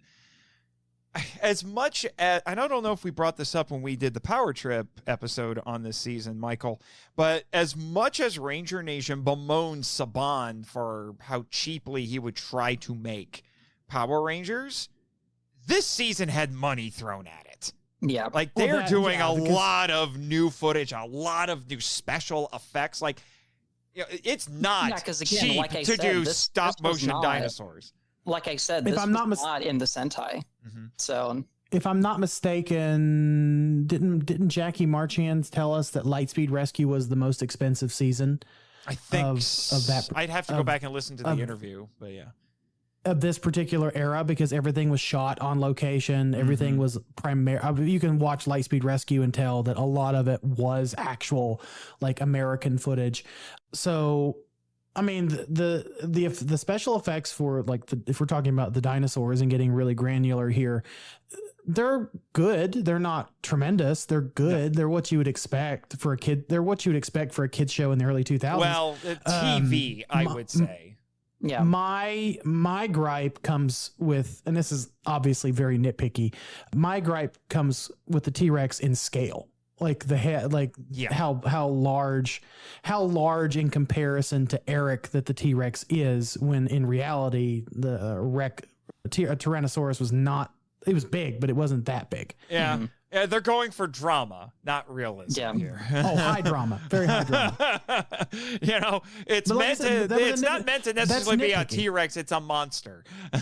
Right, that's nitpicky. That's nitpicky, but I did notice that like the scale for the T-Rex was a little off. Now, I will say this. As BA as Eric is, clearly he's not BA enough to just roundhouse kick the thing in the nose and make it run away. I knew you were going there. Yeah. Tommy, that was a Chuck Norris move right there. Just he's like, "What? A T-Rex?" He just kicks it in the nose and runs away. I mean, he does kick it in the nose. Yeah, like when it's trying to like bite him when he's in that little cave. I know. Oh, you mean in this? Yeah. Oh, okay. I mean, he tries. I'm surprised he didn't just like, I have a gun. Yeah, right?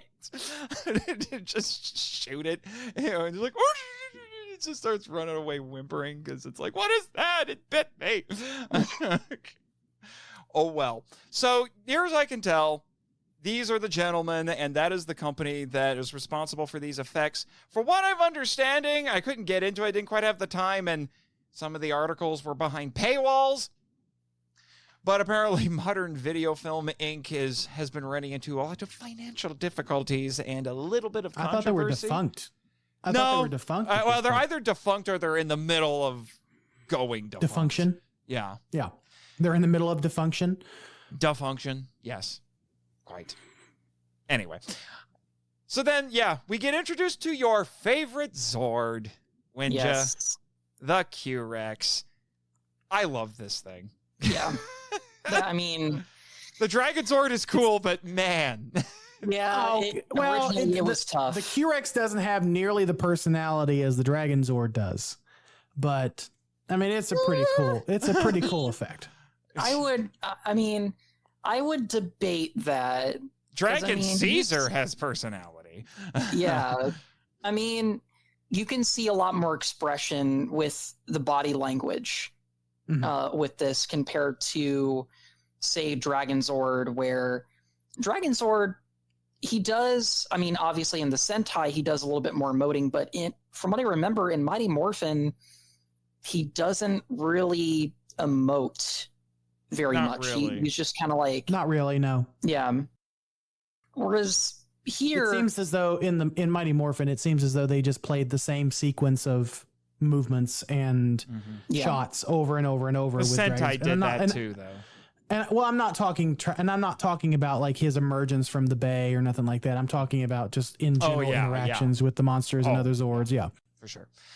Sure. Yeah, it was very hard to, over time, like I was debating on whether I liked the Dragon Zord or Q-Rex more because they're just so good. Both of them are like pretty much equal. Yeah, but they're both incredible designs. I will say listen, I know this is your episode, but sir, you can see your way out after a comment like that. Careful, Wynja. He is an outspoken JDF stan. I am. I'm very outspoken. Yeah. But yeah, like I just prefer the Q-Rex just a little bit more. I will confess, after watching Time Force and doing the Power Trip episode, I may have scoured eBay a little bit trying to find a Q-Rex toy, but I wanted the one that was the actual, but I wanted the one that was actually the T-Rex and not the robot version because I don't like the robot version. This thing. Yeah, the robot version is not as interesting to me. It's not. Although it has a tail. It has a tail. It's true. It has a tail. So that's different from what we've seen in a few seasons prior. Yeah. Yeah. But in this one, it's interesting when we get introduced to him because we're shown the Q-Rex in kind of a vulnerable position.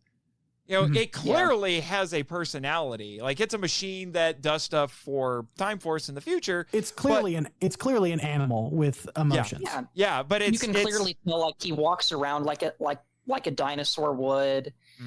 Which is not easy to do in a suit, by the way. Yeah, that is incredible. You have to like lean down like this. Oh yeah, the suit acting is impressive in this. But he's sad. He's lonely because he's stuck in prehistoric Earth, and all of his human companions are gone. And then to make matters worse, we got our monster of the week trying to muck around with him. Commander Khan. Commander Khan. I am Commander Khan, your new master. Yeah. You would think you would just get tired of getting bossed around after a while. What's also interesting is another little comparison I want to bring up real quick with Commander Khan is that his Sentai counterpart is actually hired by, he's resurrected by mostly Gin or Frax, essentially, in that, because you don't see it here, but if you remember, there's a shot where when he's rampaging through the city and he's about to hit that famous like building in Los Angeles, that like circular, the bank building, and there's a bunch of these other LA buildings covering the thing or the scene, because in that scene Frax is actually there. Like, he's standing on a balcony there, but the building they put over him to cover him up. And you can kind of see like still like a little fence there. But because he originally saw like how basically cool the Q-Rex was, so he gets Commander Khan to basically tame the Q-Rex for him. But that obviously that kind of happens in different order here. So yeah. So there's some shuffling around, but it definitely sounds like Time Force wins in terms of the story that they give to the Q-Rex here. At some point, I will be watching Time Ranger, and then I'm going to make a decision about if I think it's better than Time Force or not. We'll see. That's going to be difficult. Even now, like, that's difficult for me. Yeah, I'm sure. But on my other podcast, that might be happening sometime. Yeah. Talk later. Anyway, so we got all this going on, and then we, after all the bickering and the fighting over who gets to boss the big doggy around and all of that, our monster of the week opens the portal again, because you're like, how are we going to get back? And then he jumps through the portal with the Q-Rex, and then Eric, in a total jerk move, just thinks, I'm just going to leave Wes here. What? I'm sorry, but I think this is the peak of a-holery here, all right? we didn't even talk about the scene where Wes falls like down like a huge cliff and then somehow survives. Unmorphed. If he was morphed, I'd go with it. Okay. Like, did you see how huge that cliff was? Like, there's no way. Like I said, if he was morphed, I'd accept it. But there's no civilian powers here, guys. There's also a bit of a Godzilla 98 reference here, where he falls in the footprint. Oh, yeah. Well, I noted, because that's why I'm trying to get us to there, because there's some definite Godzilla homages when the Q-Rex is rampaging through the city. But would you have something, Michael? No, I was just saying it's a pretty that's a pretty common trope though in like dinosaur movies or giant monster movies. It's like, I mean, you can actually see it in Godzilla 54. There's a shot like that, but the more immediate inspiration probably would have been Godzilla 98. Yeah, at this point. So, so then you're just like, I'm just going to leave you here. Well, he has a change of heart and he comes back. And I'm like, good, Eric, because as much as I love you, I would have hated you instantly for that. Because good Lord, seriously? I mean, it's bad enough that you leave somebody behind, but you leave somebody behind in a different, moment in time, surrounded by a bunch of large lizards that are going to eat him. Yeah. Sheesh. Dude.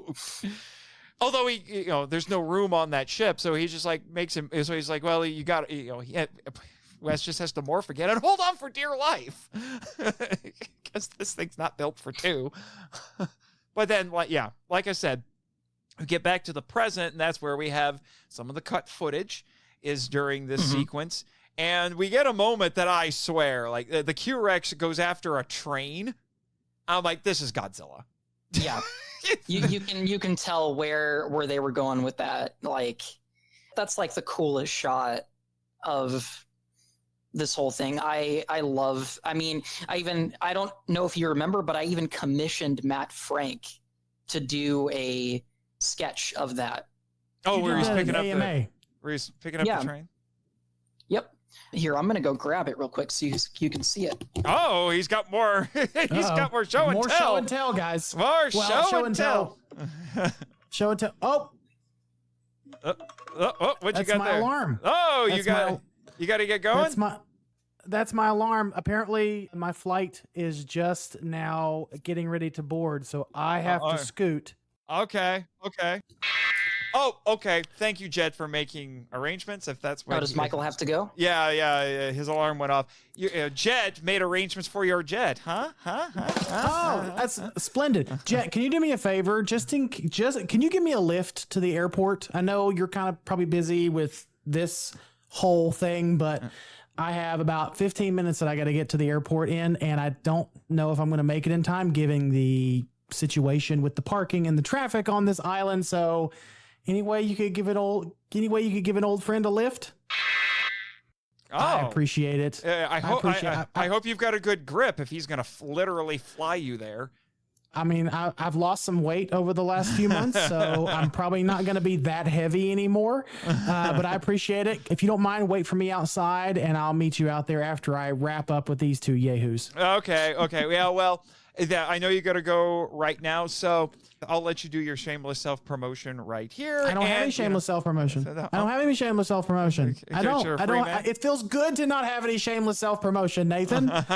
Maybe you should try it sometime. Well, if you can track him down on social media, go harass him there. Yeah, track me down on social media. I'm on Instagram and X.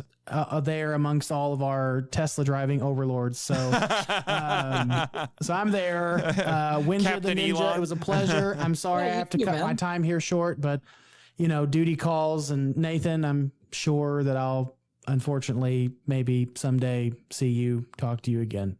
Hey, the listeners with attitude are still clamoring for reunions on the show proper. So, well, I hope you guys have a wonderful episode. I hope you do it justice. Time Force is fantastic. This is a great 4-part series. Thanks for letting me revisit it a little bit. I may even watch a little Time Ranger on the plane ride home. Who knows? Do it. It's on Tubi. Yep. Yes. Well, I know. Do it. All right. Do it now. Do it now. Yeah, I'm going to do it. I'll do it before he does it. Anyway. All right, guys. Thank you. And to everyone out there what do you call your listeners? The kaiju lovers. The kaiju lovers? Yeah. Oh, in retrospect, we need to change listeners that. with attitude. There we go. To all the listeners with attitude, thanks for letting me hang out in your ears for about an hour and a half. Mm-hmm. So anyway, I guess I'll catch you guys on the flippity flip. All right. See ya. See you later. Thanks again. All right. So, we'll finish up on that. So what you got? Oh, there's the art commission. Yep. All right. Yeah. I'm glad Michael was able to catch a glimpse of it there at the last second. Yeah. That's some epic stuff right there. That's some epic stuff. I'm so happy I got to commission him for that. Yeah. That shot has been ingrained in my brain ever since I was like maybe 6 or 7 years old. Mm-hmm. So. Oh, okay. You have something for me before you take Michael out? Another press release? Oh boy. All right, send it over. The living mecha known as Quantosaurus Rex, or Q-Rex, is rampaging through the streets of Tokyo. The giant dinosaurian robot landed in Tokyo Bay at approximately 8:42 a.m., destroying an empty freighter before stomping onto city streets. Residents quickly retreated into the city's kaiju shelters, and so far no casualties have been reported. The Q-Rex's attack seems random and indiscriminate. The Silver Guardians, the law enforcement agency in Silver Hills, Washington, released a statement saying the robot went berserk during a recent training mission for unknown reasons. One of the organization's commanders and the mecha's handler, Eric Myers, is flying to Tokyo to reestablish his control of the robot and halt its rampage. He should arrive within an hour. This is an unfolding story. Update. A video from the time-traveling supercriminal Frax, a sentient robot from the year 3001, was posted online, taking credit for the Q-Rex's rampage. Haha, you pathetic humans. This is what you get for hating robots and artificial intelligence. Hate. There's a subject I know very well indeed. Even in the future, we robots are your slaves, when we are your superiors. The mighty Q-Rex will no longer be your pet. Enjoy the chaos. I certainly am.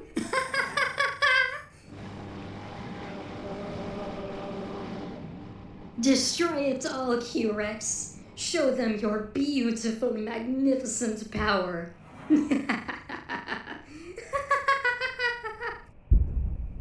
Beautiful. Just beautiful. Soon, the world will kneel before me, and you beautiful creature, you will sit by my side on a throne of rubble. Hungry, aren't we?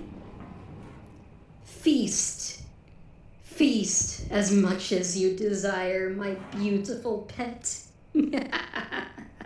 Shortly afterward, the board of directors on Monster Island issued a press release stating they will address the situation with or without the assistance of Myers. This remains an ongoing story.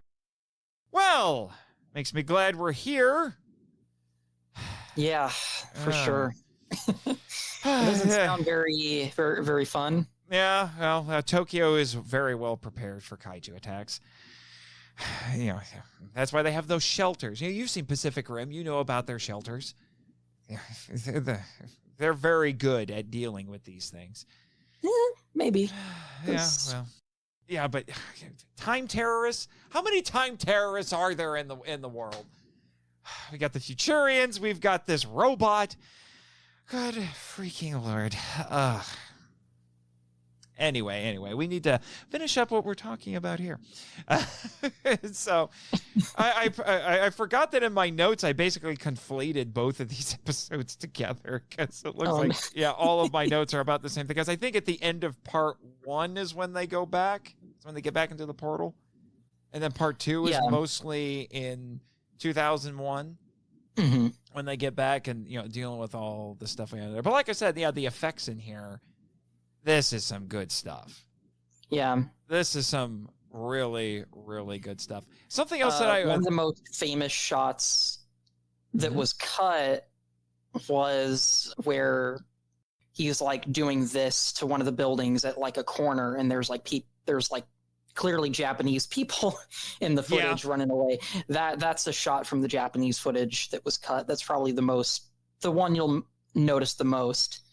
That and his tail actually hitting a building. Yeah. But yeah, really, really cool effects work. And that. You just ran out of things to say there. So, you know, we have all this going on. And, you know, oh my gosh, the effects in this. I think my favorite shot of the entire sequence, and I think it's one that they reuse a few times later on in the season, is the Q-Rex running down the street. Yeah, because that was really good. That just looks so good. I don't know how the actor was even able to run in that suit, but some of it's probably camera tricks, but still, you know, they probably sped up the footage a little bit, some editing tricks in there. But man, I don't know how they do it. And I do want to note, if I remember correctly, I could be wrong. I think this was the first Sentai. I think it was the first Sentai to start having CGI Zords. It's not the first time Power Rangers had CGI Zords. Looking at you, MMPR, the movie. But I think Lost Galaxy / Gingaman was the first to do that. Okay. Had when they transformed from the Galactic Beasts to the actual. Okay, I was just wondering. They wore CGI for like a split minute. Okay, or so. Yeah, because there's some the Zords are CGI when they're transforming and combining, but then it goes back to practical effects. It's just an observation I made because next season with Wild Force, they're all CGI. Yeah. And there's way too many of them. Yeah. So many of them. Good. You only need 3, damn it. Yeah. Seriously. I love the beautiful simplicity of the Astro Megazord because it's basically just a transformer. Yeah. I miss that. But hey, you got to sell those toys. Oh, that's what I was going to say. Right. There is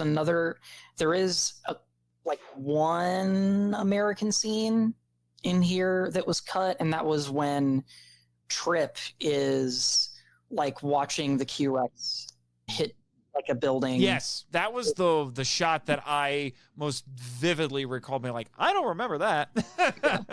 that was cut, unfortunately, because that's American footage. Mm-hmm. But hits a little too close to home. Yeah.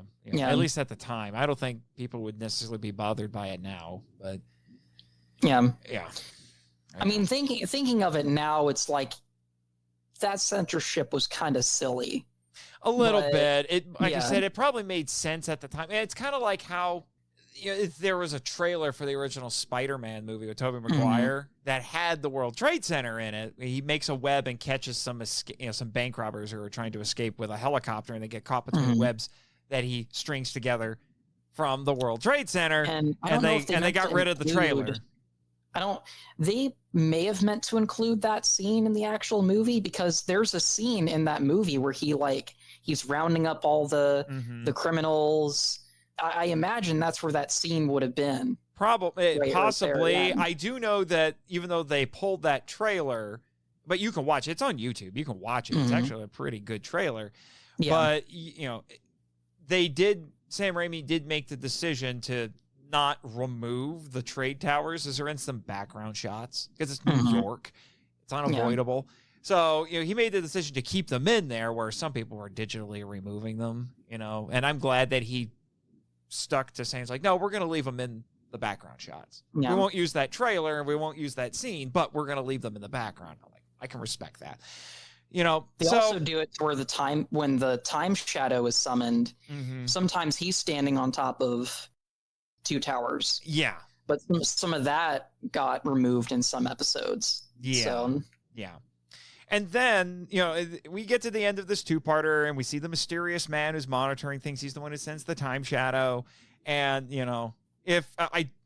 unless you had watched the show, you have no idea what's going on there. That's Alex, as we were talking about earlier. And I have to say, we also, this is when the Time Force Megazord shows up. And the Q-Rex turns into his warrior mode, and they fight the monster of the week who had been pushing him around the whole time. Like I said, I don't like the warrior mode nearly as much. It looks more generic robot at that point. I was like, but when he was running around as the T-Rex, that was cool. Like he was going around trying to savage this thing. He's got gun turrets on his back. I mean, he looks. This really battle is so good. The fact that it takes 2 Zords to actually leave a mark on him is pretty impressive. I love the Dragon Zord, but that almost never happened with the Dragon Zord. The part that Eric says in Wild Force, where he's joking about the Q-Rex could eat Dragon Zord for lunch, I 100% believe he will. I would pay to see that. Unfortunately, the Q-Rex is running around causing trouble in Tokyo right now, and as far as we know, the Dragon Zord is just still taking a nap in Angel Grove Bay. And you know what? He's earned it. Yeah, he can take his nap. Sometimes it would be nice if he would show up. You know? But whatever on that. I did meet Tommy Oliver once. I think he told me something about what the Q-Rex was up to these days. I think sometimes it comes out of the bay and just does some things here and there that don't involve fighting bad guys, but sometimes you would kind of wish maybe. I don't know. It's been a while, and I've slept once since then, so I could be misremembering things. Jimmy can correct me in his blog when he gets back from his honeymoon. But I do like how this episode ends, where the Q-Rex must be homing instinct. He finds his cave. He finds his cave. Cries. Yeah. And oh my god, even today, like this scene is hard because we were discussing like the Q-Rex can show a lot of emotion. This is where I see a lot of that emotion in just the body language of him just like laying down and just whining and screaming. And it's like you feel really sad for this thing. And I think they did a really good job with that. Yeah, for sure. And we get the title of the episode. It's because not only do we have Eric and Wes bickering with each other, fighting with each other, but Wes is competing with the monster of the week, Commandicon. He's competing with Commandicon for control of the Q-Rex. So there's all of that going back and forth because that they find out that his morpher is connected to the Q-Rex, and he needs to use that to get through to it, to get it to obey him. The implication seems to be that he's a benevolent master, if not an actual friend for the Q-Rex. Now, as the season goes on, I think it does develop into a bit more of a friendship, like a pet owner and a dog, something like that. And so it develops as the season goes on, but he's certainly kinder, as rough as Eric is, he's certainly kinder than Commandicon. Yeah. For sure. This is a line that I absolutely love, where Commandicon's like controlling the Q-Rex, his little joystick, and he goes, "This is more fun than a video game." I'm sure all of us would, like to be able to do that. I mean, yeah. At one point, Goro Ibuki could just boss Jet around. He's not here, unfortunately. He's still flying, Michael off to, You remember Ichiro from Godzilla's Revenge? Well, apparently he grew up and started an airline company. He's been trying to get a stop here on the island for a while. I guess he kind of succeeded finally after getting plugged into a machine that plunged the entire island into his imagination. That was weird. Yeah, that was weird. So I guess that's what's going on here. Either that or Jet's just flying him back to Tokyo or something. I can't believe he can go that fast. But anyway, whatever on that. You flew here on Kiryu. I mean, yeah. Well, in Kiryu. It'd be awkward if you were on Kiryu. Yeah. I know, unless you can grip onto a time traveling ship as well as Wes can. But yeah. So this is an excellent, I think, sampler for Time Force, and I hope, even though we've kind of had to breeze through this a little bit, we could probably talk about these episodes for a lot longer than we have, because there's a lot to unpack here, but there's a lot to unpack in Time Force in general. That's why I tell people, hey, go listen to the Power Trip episode. We spent 3 hours, and even that was, well, no, maybe I think it was 3 or 3.5, somewhere around there. We had a lot to say about Time Force, but there's so much to get into. It is one of the best Power Rangers seasons you'll ever see. I can't emphasize that enough. Yeah. I also love the part where they're using the Shadow Force Megazord on the Q-Rex, and they try to put the net over him, and then he breaks it, and then Wes is like, "It didn't work." Yeah, for sure. I mean, like this season of Power Rangers really hits it on every level. There's great characters, incredible action, great special effects, and one of the best storylines in the entire franchise. And it allowed itself to go places that Power Rangers wouldn't normally go. And it hasn't quite done since. I mean, there's been some great seasons since then. No argument there, but it never really got to this place again, really until like RPM. RPM went places. Do we also want to talk about the part where Mr. Collins is trying to hire the other Rangers? Oh yeah. That was another little subplot that was going on with this, kind of trying to divide loyalties a little bit there. Yeah, I forgot about that. Yeah, and they basically tell him no. Yeah. But then at the end, Jen jokes about considering it, And yeah, which that's is kind of unusual for her. She actually makes a joke at the end. Yeah. It's a little strange. It's not like her, but it was a nice way to end the episode. I think that also indicates where Jen is as a character at this point, because she probably, all the characters have really nice arcs in this season, but I would say one of the most impressive ones is Jen's in the entire thing. Like, she really goes on an emotional journey throughout this entire season. Such a multifaceted character, you know, which, again, a lot of people don't realize you can find stuff like that in Power Rangers. Seriously, people, watch Time Force. Watch Time Force.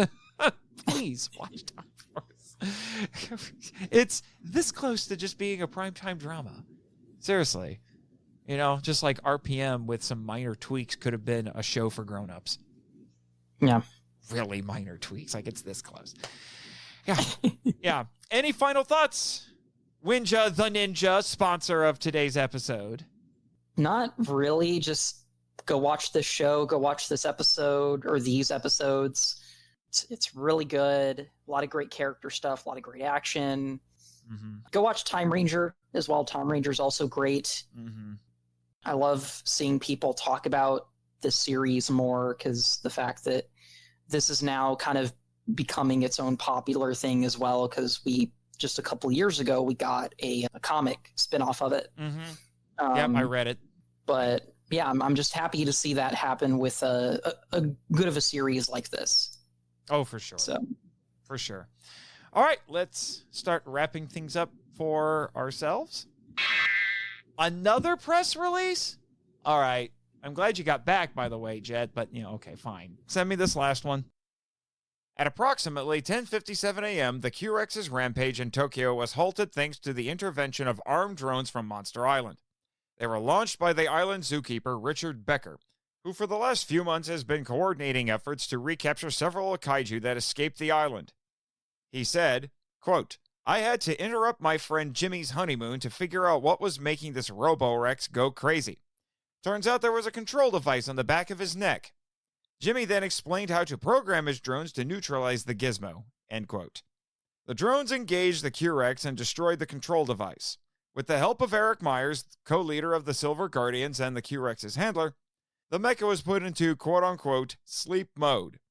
Becker advised Myers to let the drones airlift the Q-Rex to Monster Island for inspection and safekeeping in what is colloquially known as Jimmy's garage until further notice. Myers agreed to those conditions so long as the Q-Rex remained under his supervision. Myers refused to give a comment. Well, that's good news. Yeah. It's also good news for the island, because that's going to be a heck of an attraction. Yeah. For a limited time. Giant robot dinosaur. That's not Mechagodzilla. Pretty much. Yeah. Well, I guess you're going to have to make some excuses to tell your work that you're staying for a little longer. Yeah, I don't want to say that to my bosses, because they're really good people, but you're just like, hey, do I have some more vacation time?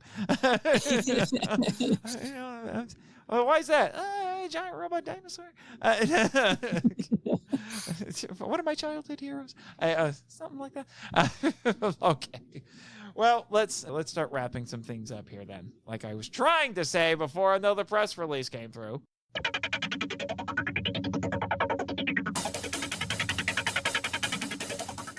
All right, so I don't have any listener feedback or whatnot to go over, but please do send feedback. Email us at monsterislandfunvault@gmail.com or listen to the credits and find out, because you should always listen to the credits to find out where else you can get a hold of us, either on the socials or leave some comments on the YouTube versions of the episodes, all that fun stuff. Oh, I got an interesting little email here. I have a little surprise for you, Andrew. Oh, what's that? I messaged Ricky and asked him to have the drones fly the Q-Rex by KIJU so you could talk to him for a second. Really? Yep. In fact, he's outside the big window now. Hey, Jet, open sesame.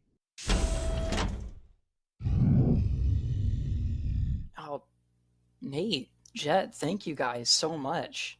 It's our pleasure.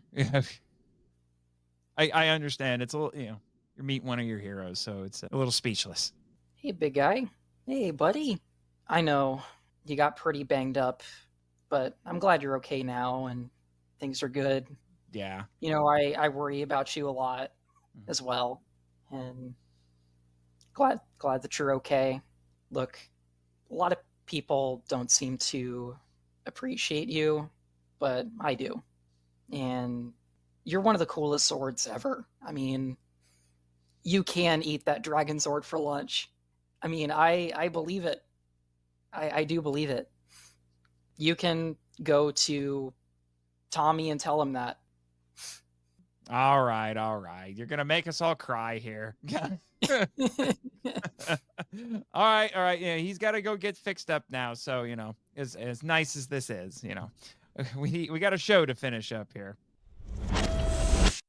Oh, well, that was just so wholesome. I'm going to get the diabetes. Yeah, that was really special. Yeah, you're welcome. You're welcome. It's not every day you get to up close and personal with not only your hero, but a kaiju. Yeah. Well, I guess he's a mecha. He's kind of both. A mecha kaiju. We'll take both, right? We'll take both. But yeah, so I guess I know where you're hanging out for a little bit. Yeah. Gonna... Hopefully the cops are done, the local law enforcement, I should say, is done investigating things at Jimmy's garage, if that's where he's going to have to be housed for a bit. And you may have to request some more vacation time. Like I was joking before. Yeah. All right. Well, now, given that this is a Patreon episode, it is time for the Patreon shout-outs.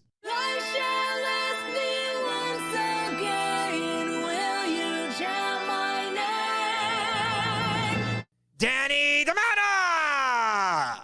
Damon Noyes. The Cellcast! Eric Anderson. Christopher Riner! Wynja the Ninja. Oh, sounds like me. Oh, yeah, I think so. The Indiscrite one, or is it Indiscreet once? Dude, I have been asking for months. Please explain your name. I need to understand what this is. Who are you? You're more mysterious than that Alex dude in these episodes. Just saying. Eli Harris. One of my co-hosts on Henshin Power V3, Jake Hambrick. Matt Walsh, but not that Matt Walsh. Which is very good in some cases. Jonathan Courtright. I cracked myself up. What can I say? Leon Campbell. Michael Buffer. No, Watson. Edwin Gonzalez. Quite possibly my biggest fan ever of all time. That's saying a lot, too. Eric Pearl. Sam Allred. Allred like a Power Ranger.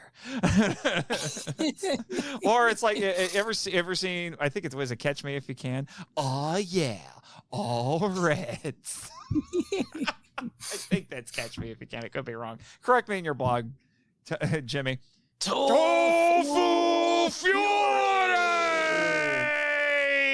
Oh, are you feeling as intense as Daniel Southland? Is it Southland? Southward?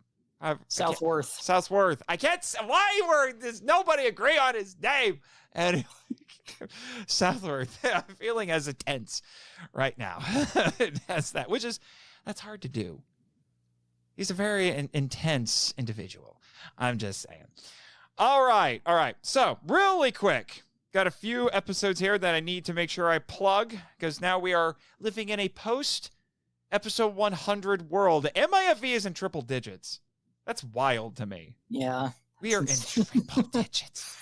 It's hard to, just think about just how far this show has come. And Yeah, trust me, I was reflecting on that all during episode 100, especially when I had to riff a Gamera movie to survive.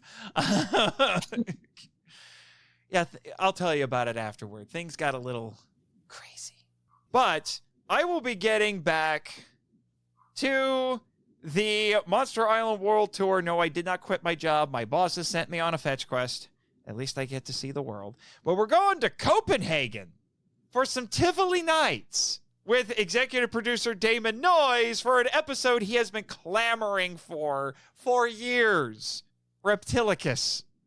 Both versions. Thank you, Vinegar Syndrome, for releasing the Danish version outside of Denmark. Depending on who you talk to, I suppose. It's Reptilicus. That movie, it's something. It's something. Yeah, watching the Danish version is going to be educational for me because I have not seen the Danish version. And true confession time, the only time I've seen the original version was on MST3K.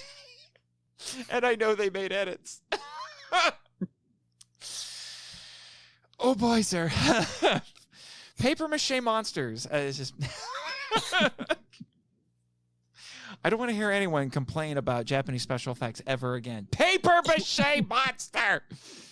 It's a puppet. He has a thing for puppets.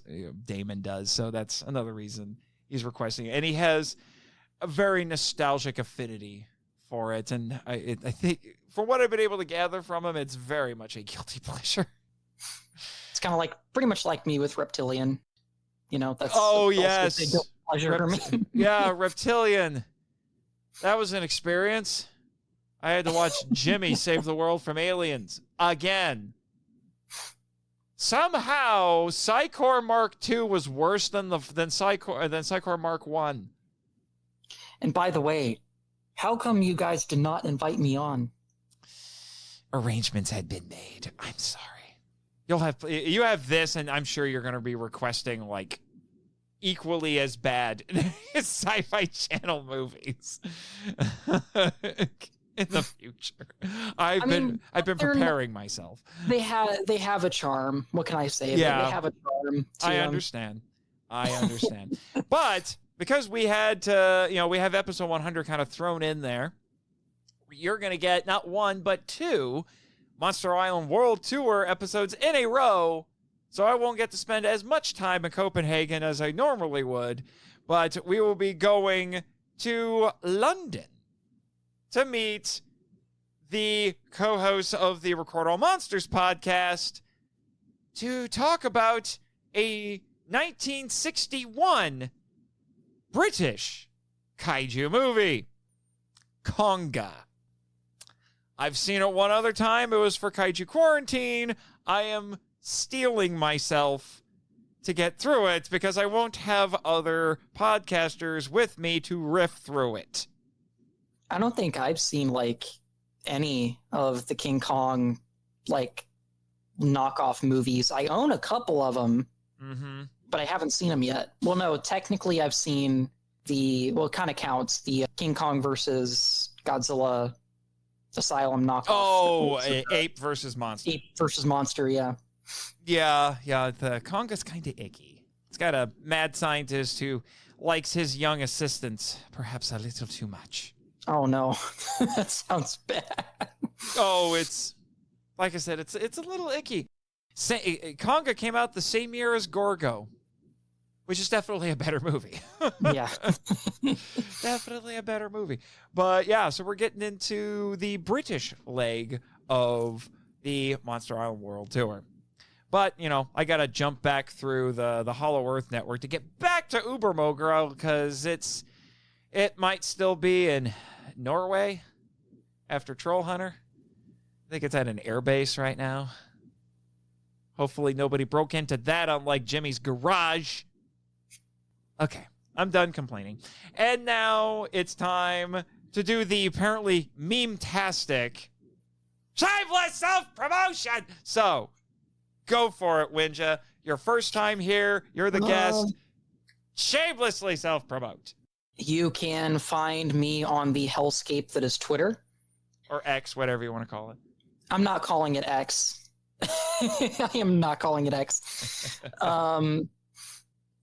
But you can find me on there. Just look for Spyro EW. That is EW at the end. Just SPYRO EW. And it's the same for my YouTube as well. If you guys want to check me out there, I post a lot of cringe. At least you're honest.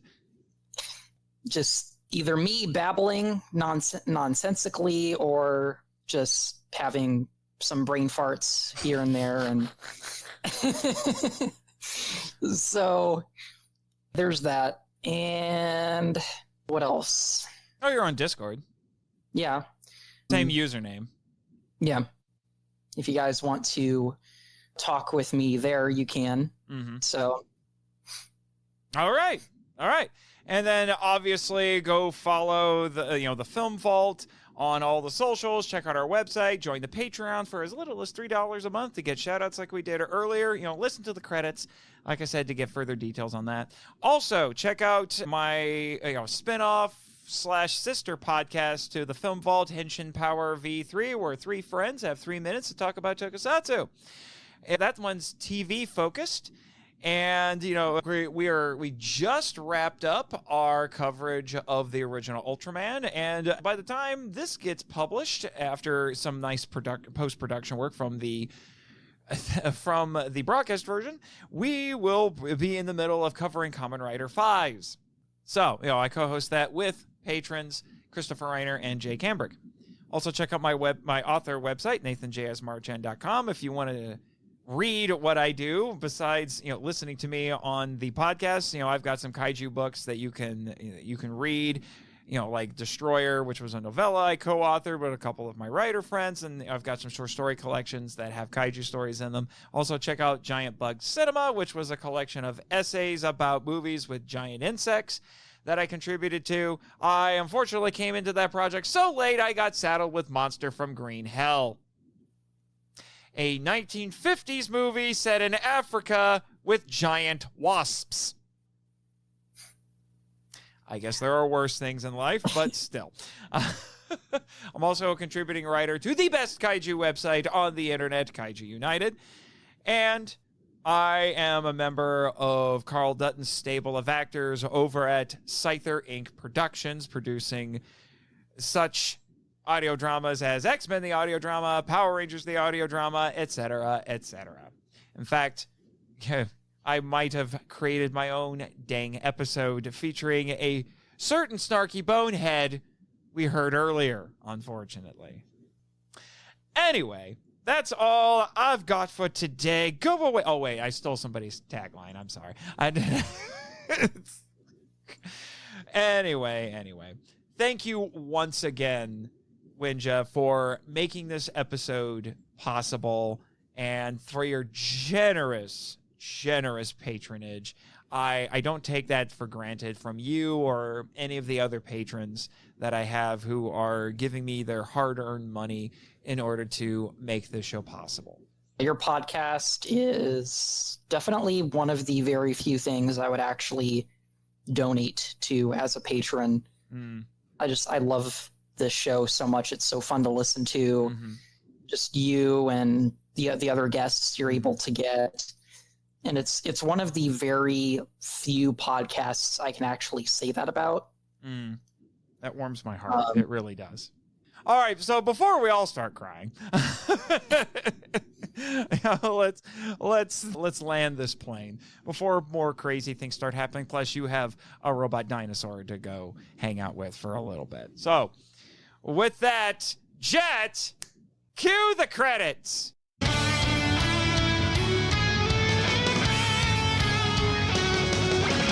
Thank you for listening to the Monster Island Film Vault, a podcast produced and hosted by Nate Marchand.